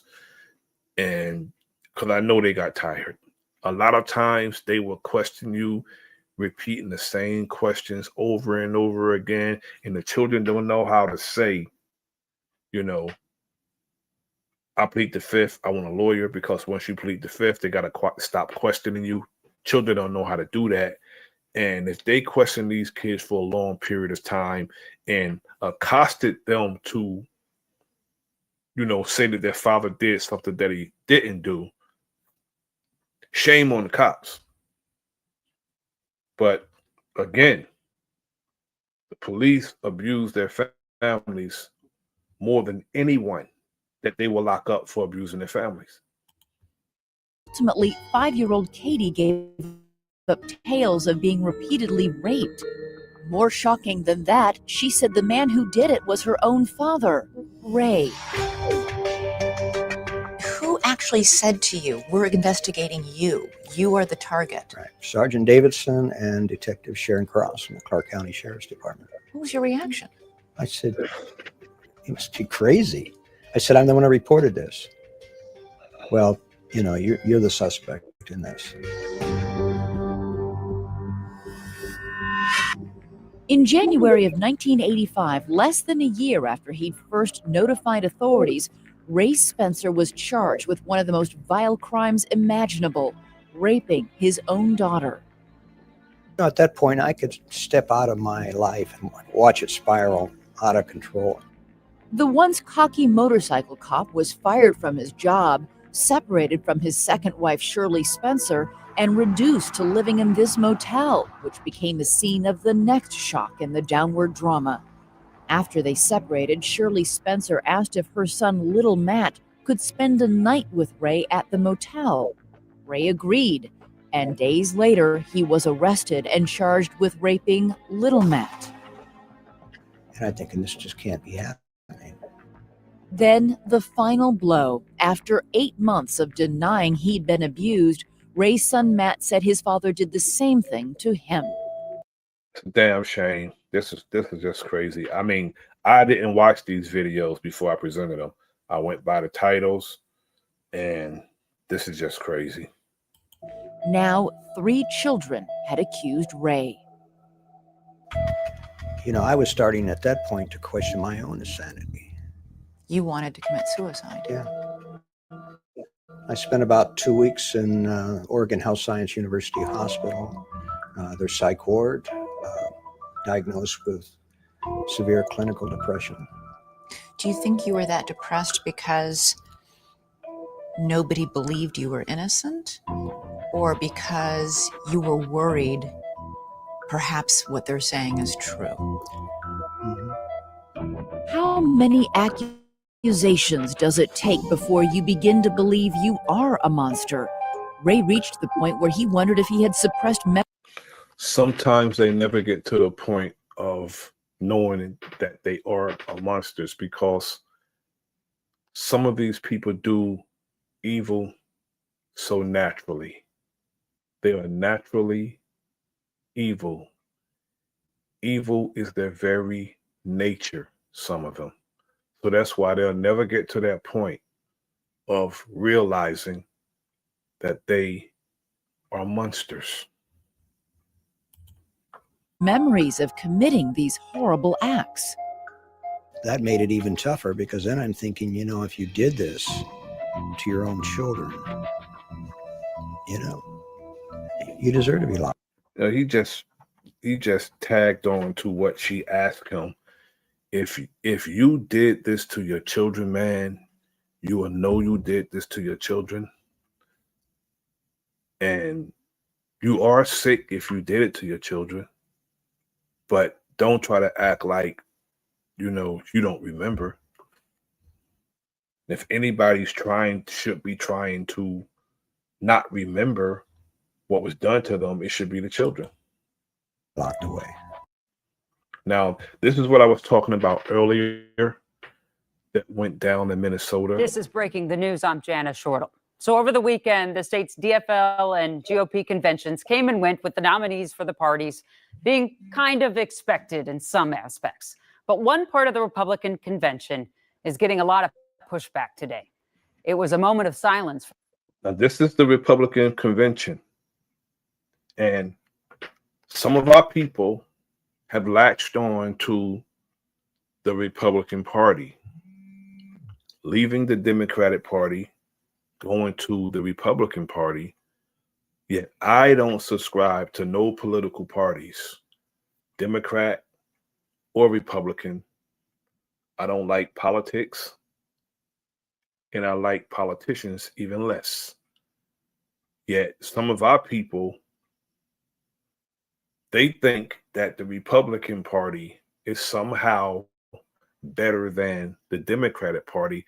And I think both parties are equally as wicked.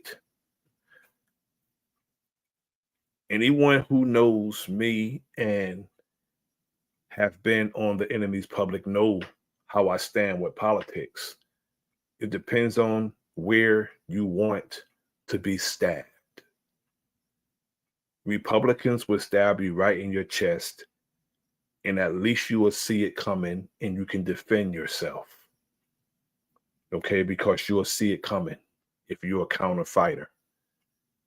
The Democrats, they're backstabbers. They say one thing and do another, yet they both say one thing and do another. They are both blatant liars and disingenuous bastards, both parties.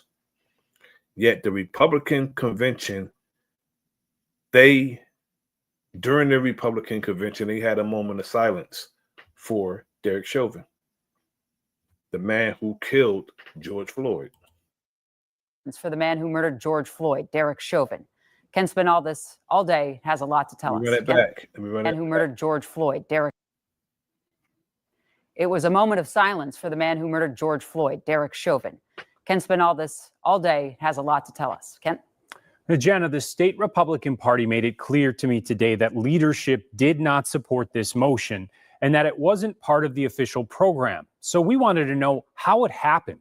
I spoke to Representative Danny Nadeau about that very thing. Now, he was presiding over the convention Saturday morning before he says nearly half of delegates had arrived, and most in the media hadn't either. In fact, we can't find video of what happened next, but he confirmed that a moment of silent prayer did happen at the prompting of one delegate. This particular delegate, and I don't know his name, the delegate stood up and made a motion for a moment of silent prayer for... These are some hateful ass people. They're very hateful. Derek Chauvin. He came up and stood in front of the podium and asked if he could do it. And I recommended at that point that he not, but it's his right to be able to do that, as it is any other delegate at that convention. And so he did. And the motion was not out of order. It was seconded. I put it to the body. The body voted. And we took a very short moment of silent prayer for Derek Chauvin. How would you have voted? I'd prefer, that would like say, who would I prefer for governor? And as a co-chair, I have worked really hard to be, nonpartisan, I guess, in this. And so, I don't think that matters. This was not a party function. This was not on the agenda. This wasn't a planned thing. It was a motion that was brought by a delegate. At that time. But it wasn't just one delegate that voted this through and observed this moment of silence, correct? That is correct. And again, the nomenclature is important. It wasn't a moment of silence. It was a moment of silent prayer. And that, I think, is important. I've never heard of anyone, justifying the fact that, that George Floyd was murdered. And I believe in our justice system. And I think our justice system, worked in this case. A jury of peers, they weighed the evidence, they addressed the facts, and they brought an adjudication. Do you wish someone had stepped up to at least push for clarity or to push back a little bit then? I do.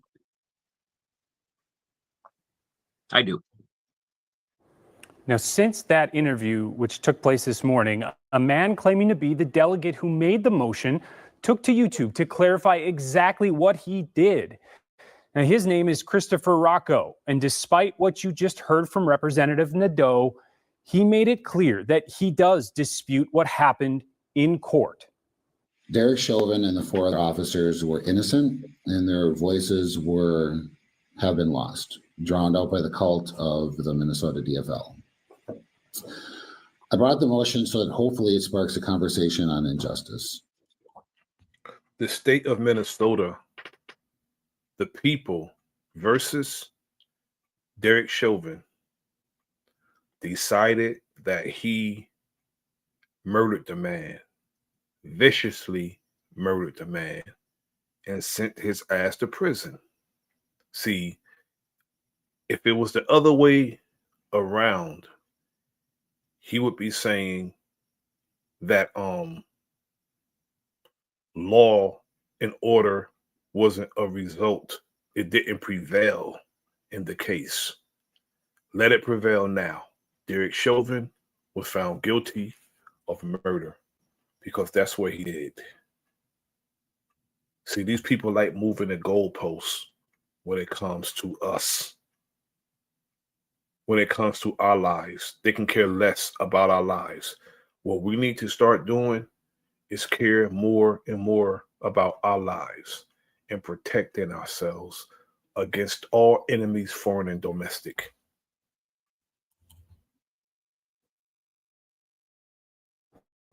And Rocco went on to show a sign that he held up, he says, at the convention, calling on a federal pardon for Chauvin and a state retrial.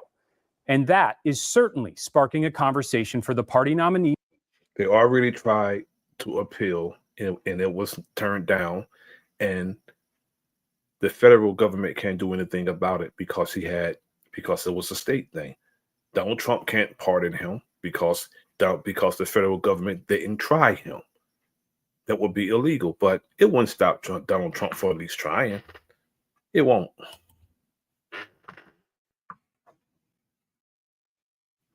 Nominees for governor.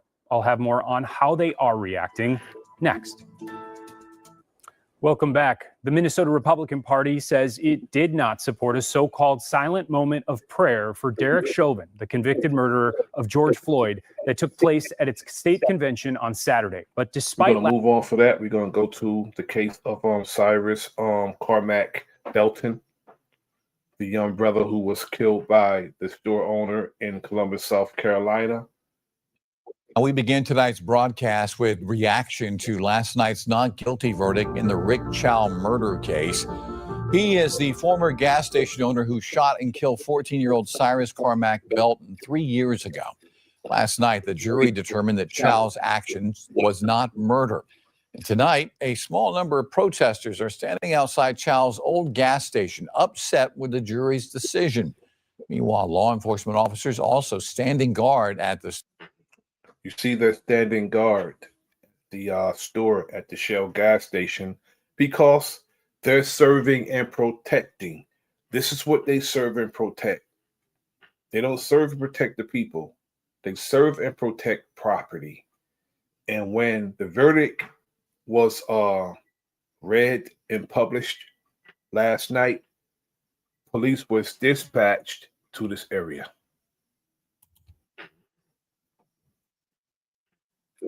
The store tonight. They were sent to that gas station actually last night, right after that not guilty verdict was announced. And tonight, we are getting reaction to that verdict. News 19's Kiki Gushu speaking with folks across the Midlands today. She is live in front of the Richland County Courthouse where the trial wrapped up last night. Kiki? JR, we heard a wide variety of opinions and perspectives out here in Columbia today, but one thing was clear. People are still processing this verdict. As protesters gathered outside the Shell gas station on Park Lane Road that Rick Chow once owned, debate continued in the community. The verdict ended one of the most publicized trials in recent Columbia history. For Columbia residents like Preach Jacobs, the case is about more than just the verdict itself. To answer the question of how I'm feeling everything. Every possible thing you can think of. All my friends with children, I know that their heart ached after that verdict. And it's not just the Black parents. Everyone feels that because at the end of the day, this shouldn't be taken lightly. Jacobs told us the case has sparked deeper conversations about trust in the justice system and how communities process tragedy. At the end of the day, no one feels good about this. No one feels good about this. You know, there was a young Black child that was chased and shot and killed. Esteban Carino told us he followed the case and was confused by the jury's decision. It just didn't make sense to me because there was a lot of evidence. For Sandra Maxwell, the case resonated because it involved a young person. I believe wholeheartedly that this kid was innocent and his life should not have been taken because I have a son. You know, it's nothing for kids to do here, you know, and then when you have good kids, when you have a kid where I say, well, I'm going to take this and then decide, no, I'm not going to do that because it's not right. Well, praise that kid. Not everyone felt the same way. Some posting on WLTX's Facebook page, quote, "I'm good with the jury's decision," said Eric Keene. Mark Cassius wrote, "Glad the jury got it right." "Good deal, justice served," Eddie Johnson commented. Regardless of their perspective, many said they expect the discussion to continue. When there are these conversations, it makes it difficult to not be angry, but then you are penalized for being angry. So there's ways where the community has to come together and figure out how do we have faith in a system that doesn't feel like it's representing us and taking care of us properly. And the Carmack Belton family attorney telling us last night that he will continue pursuing a civil lawsuit against Rick Chow. Live in Columbia, Kiki Gushu, News 19, WLTX. All right, Kiki, live outside the Richland County Courthouse. Thank you so much. We're also getting a statement this evening from Fifth Circuit Solicitor Byron Gibson. He stated that last night's verdict has brought on some strong emotions from our local and national communities. He added that while he is disappointed with last night's outcome, and he continues to believe that Rick Chow's actions were not justifiable. He adds that he respects our criminal justice system and the jury's decision. For complete coverage of the trial, download the free News 19 app by scanning the QR code on your screen there. You can watch Courtroom Read. Now we're going to go to judges who, they judge hastily a lot of times. And then they get caught up doing the same thing that they send people to prison.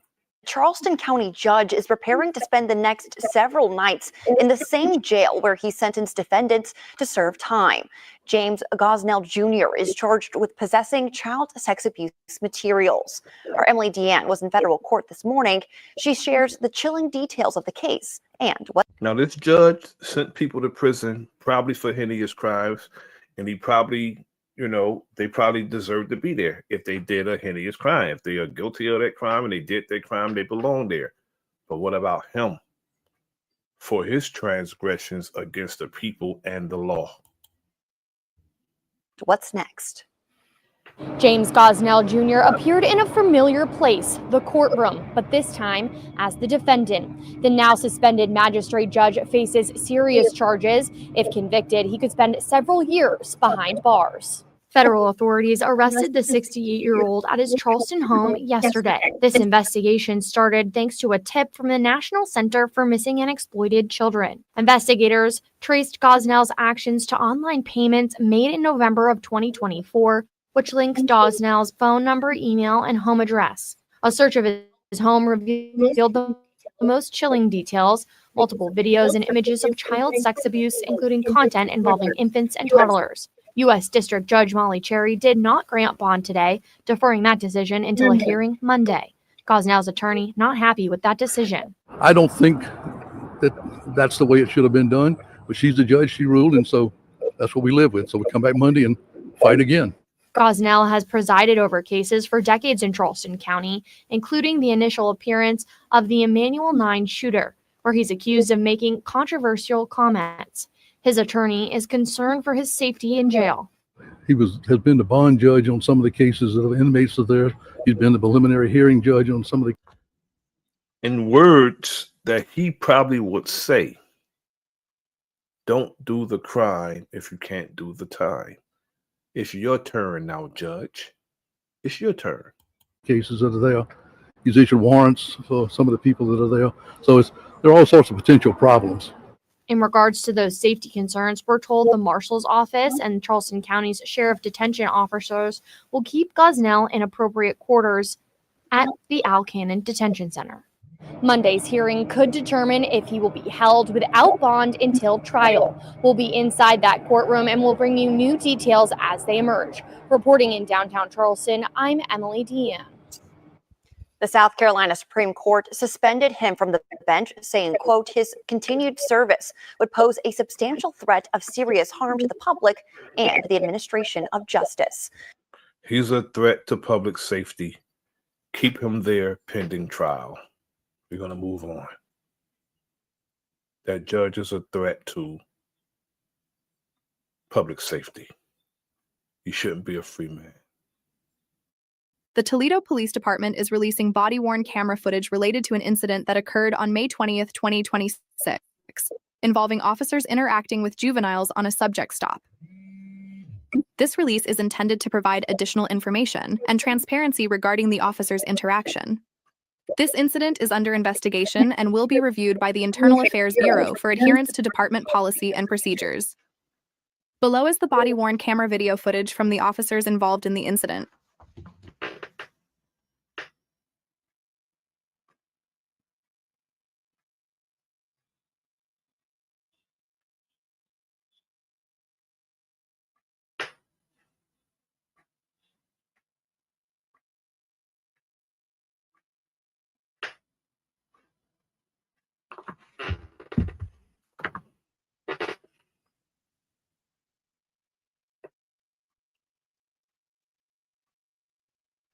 Recording. Come over here. Come over here. How old are you? 16. Come over here. You got anything on you? No. Okay, come here. I can show you. No? Oh my God. Here. I know y'all not gonna do nothing. A reasonable search. I'm just patting you down. Touch my butt though. I'm just patting you down. I can just show you that. All right. How old are you? 16? I just told you. Yeah. What's your name?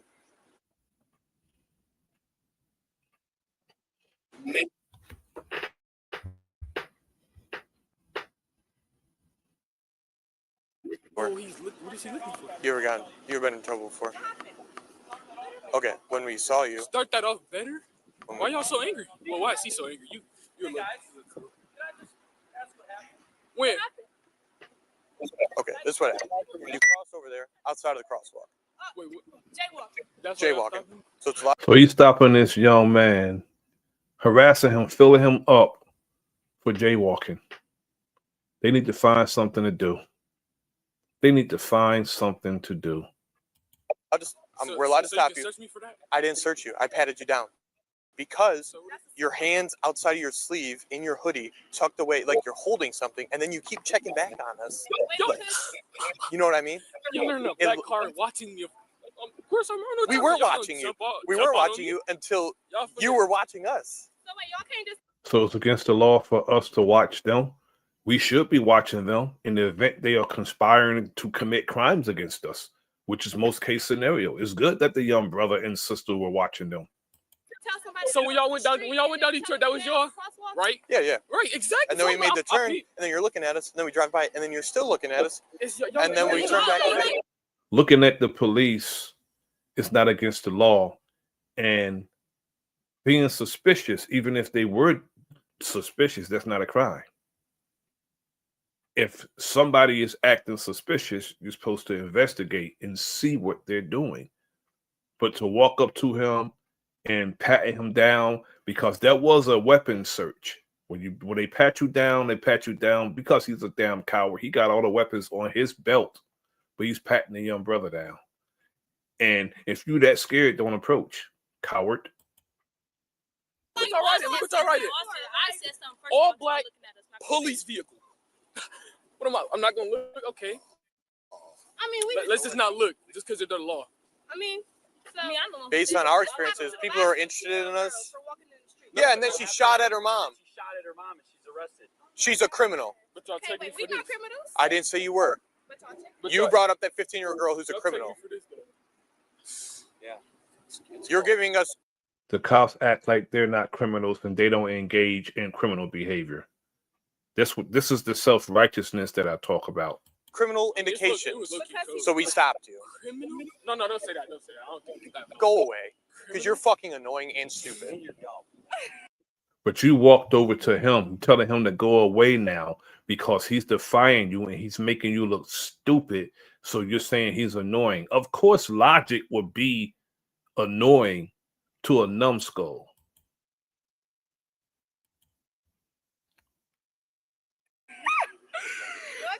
Criminal. Oh, we have a good one, man. He should be fired for talking to those children like that too, because his language is unbecoming of an officer. He's the professional, not the child. He's supposed to be the professional. He's supposed to maintain his professionalism, even if he is annoyed. Use the crosswalk. Use the crosswalk. Use the crosswalk. Use the crosswalk. I didn't choose to fucking move here. Use the crosswalk. Below is additional body-worn video footage from the officers involved in the incident.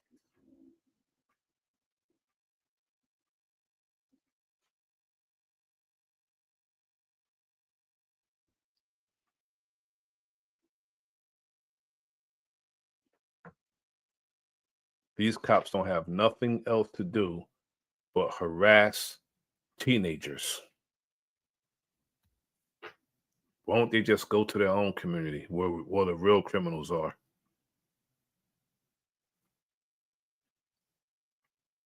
Recording. Come here. Come here.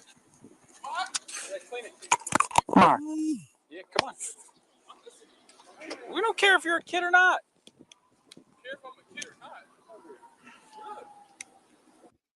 They don't care if he's a child or kid or not. They will throw him to the ground. They will stomp him out, punch him repeatedly, and they'll also shoot him. 16 Circle 3 for an Every report of bad accident, somebody laying on the ground. Alexis and recam for 16. No one's gonna do anything to you. The young man is smart, and he knows what the police are capable of. 505.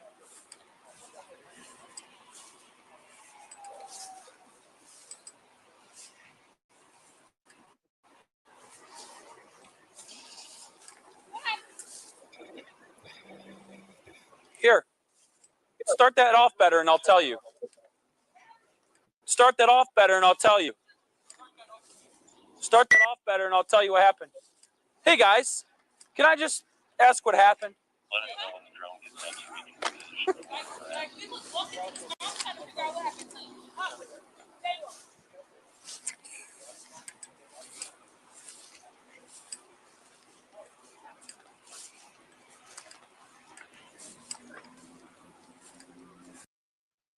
Watch what this cop say to these children at the end of this video. Watch what he say to them.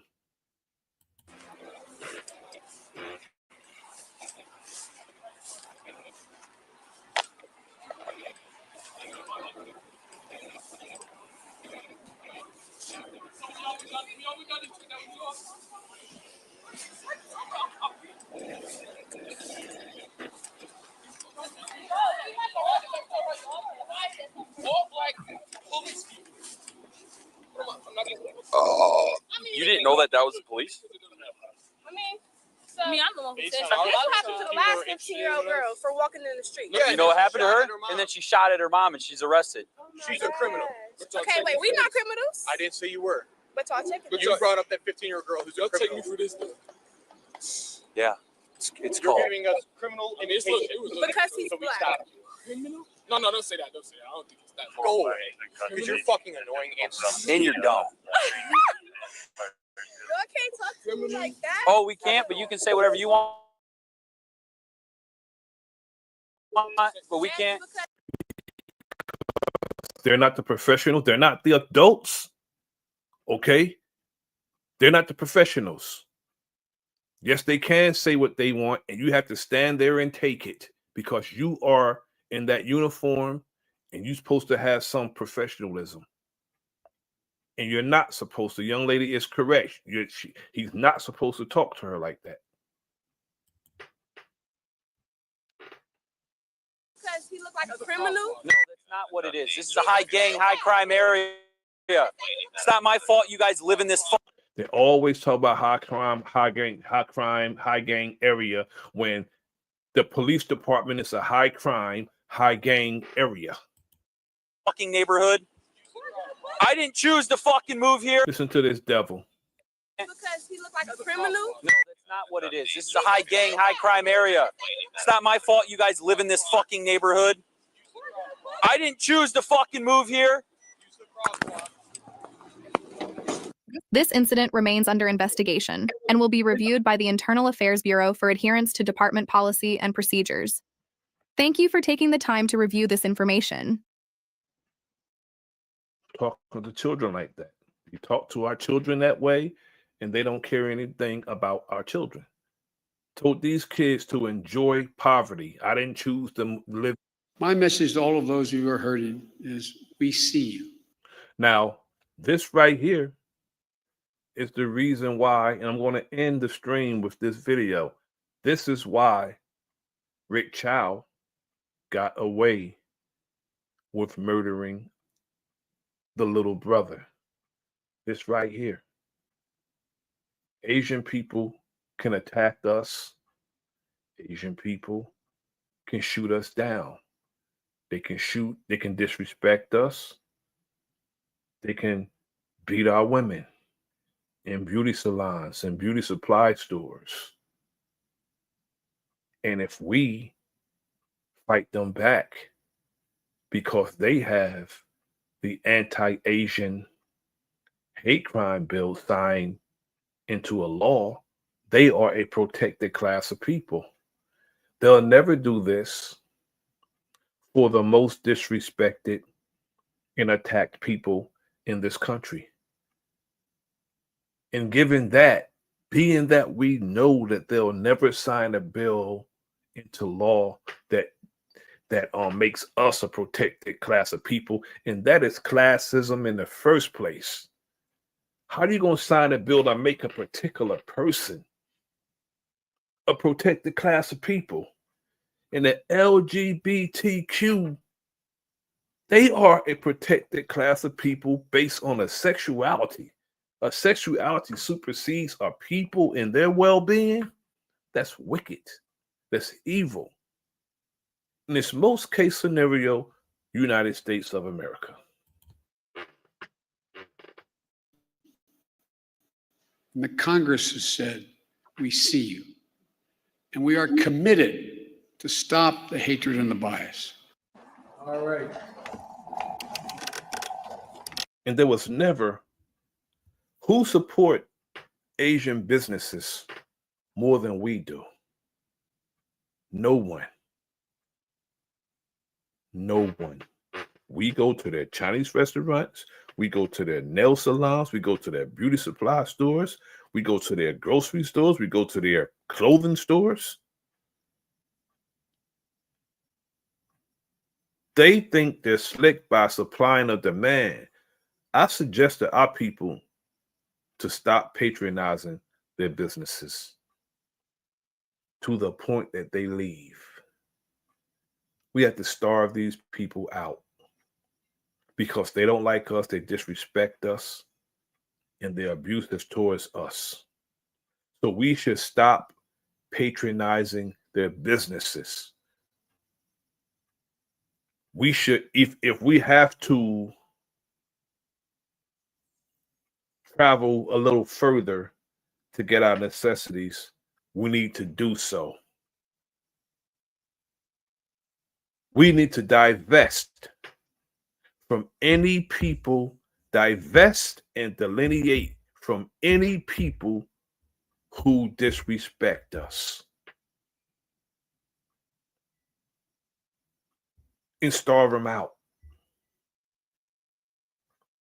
Because they're not going to leave any of this money into our community. They can care less how raggedy our communities are. They will come. And I've never seen Chinese people in Chinese restaurants besides being behind the counter. I don't see them in beauty salons or beauty supply stores unless they're behind the counter. We patronize their businesses. We are contributing to the wealth of other people who disrespect us and don't like us. I don't care if we walk in and they have an ear-to-ear smile. They're smiling because they're about to get your damn money. And they haven't proved themselves to be trustworthy either. We have to understand we have enemies in the front, in the back, and on both sides. And in between those areas, we have enemies all around us. We have to understand that.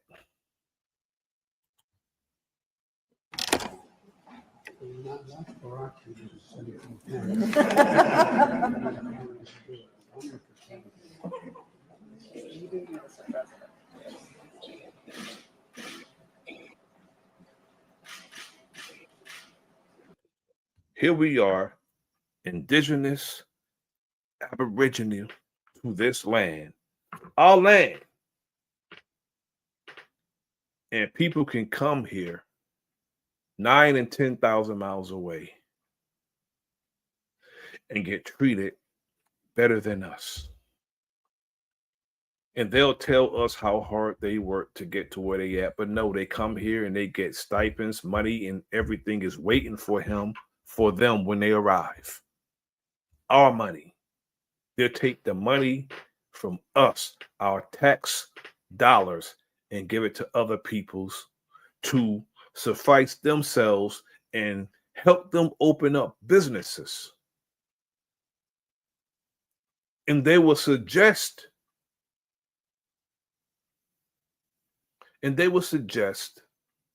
hold on for a second, my brother Max V. Let me read his comment.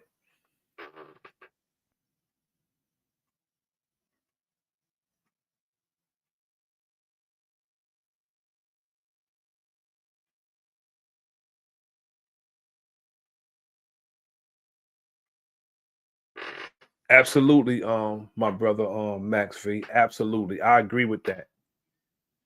He is privy to some info related to our hindering. Indeed. Anybody that hinder our progress, we need to get from among us. Anyone.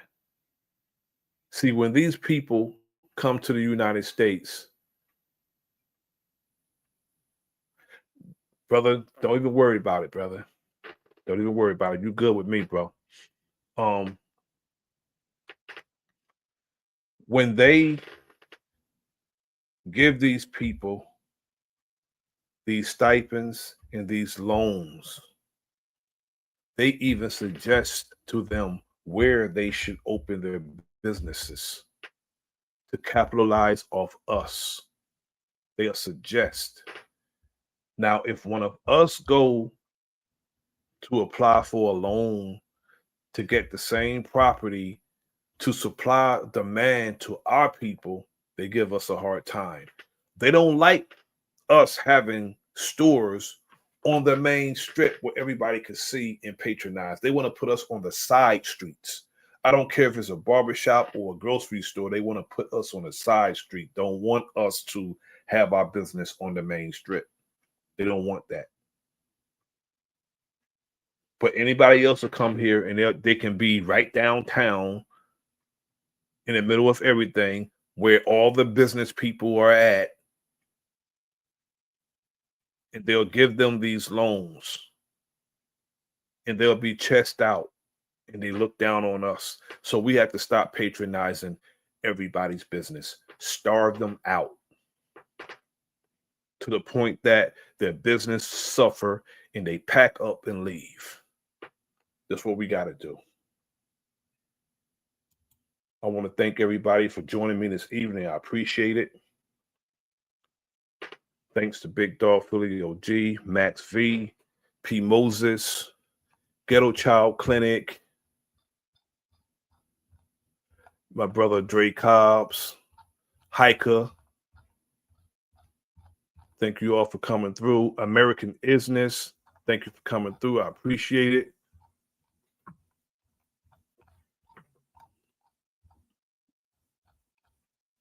And I hope the information that was provided was pertinent information, and I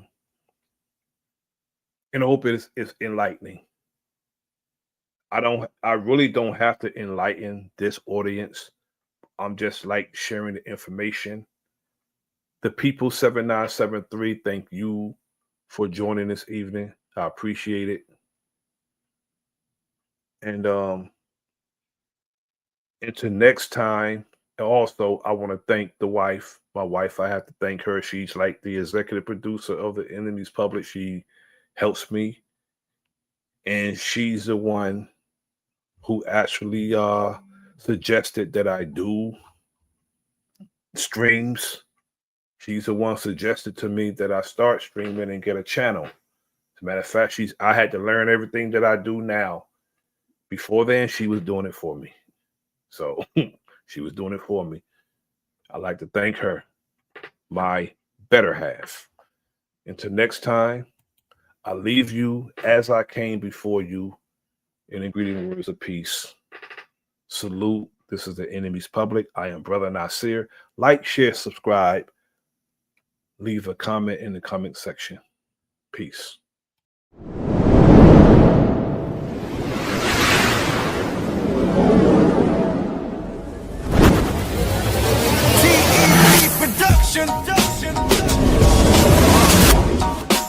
Giving out instruction.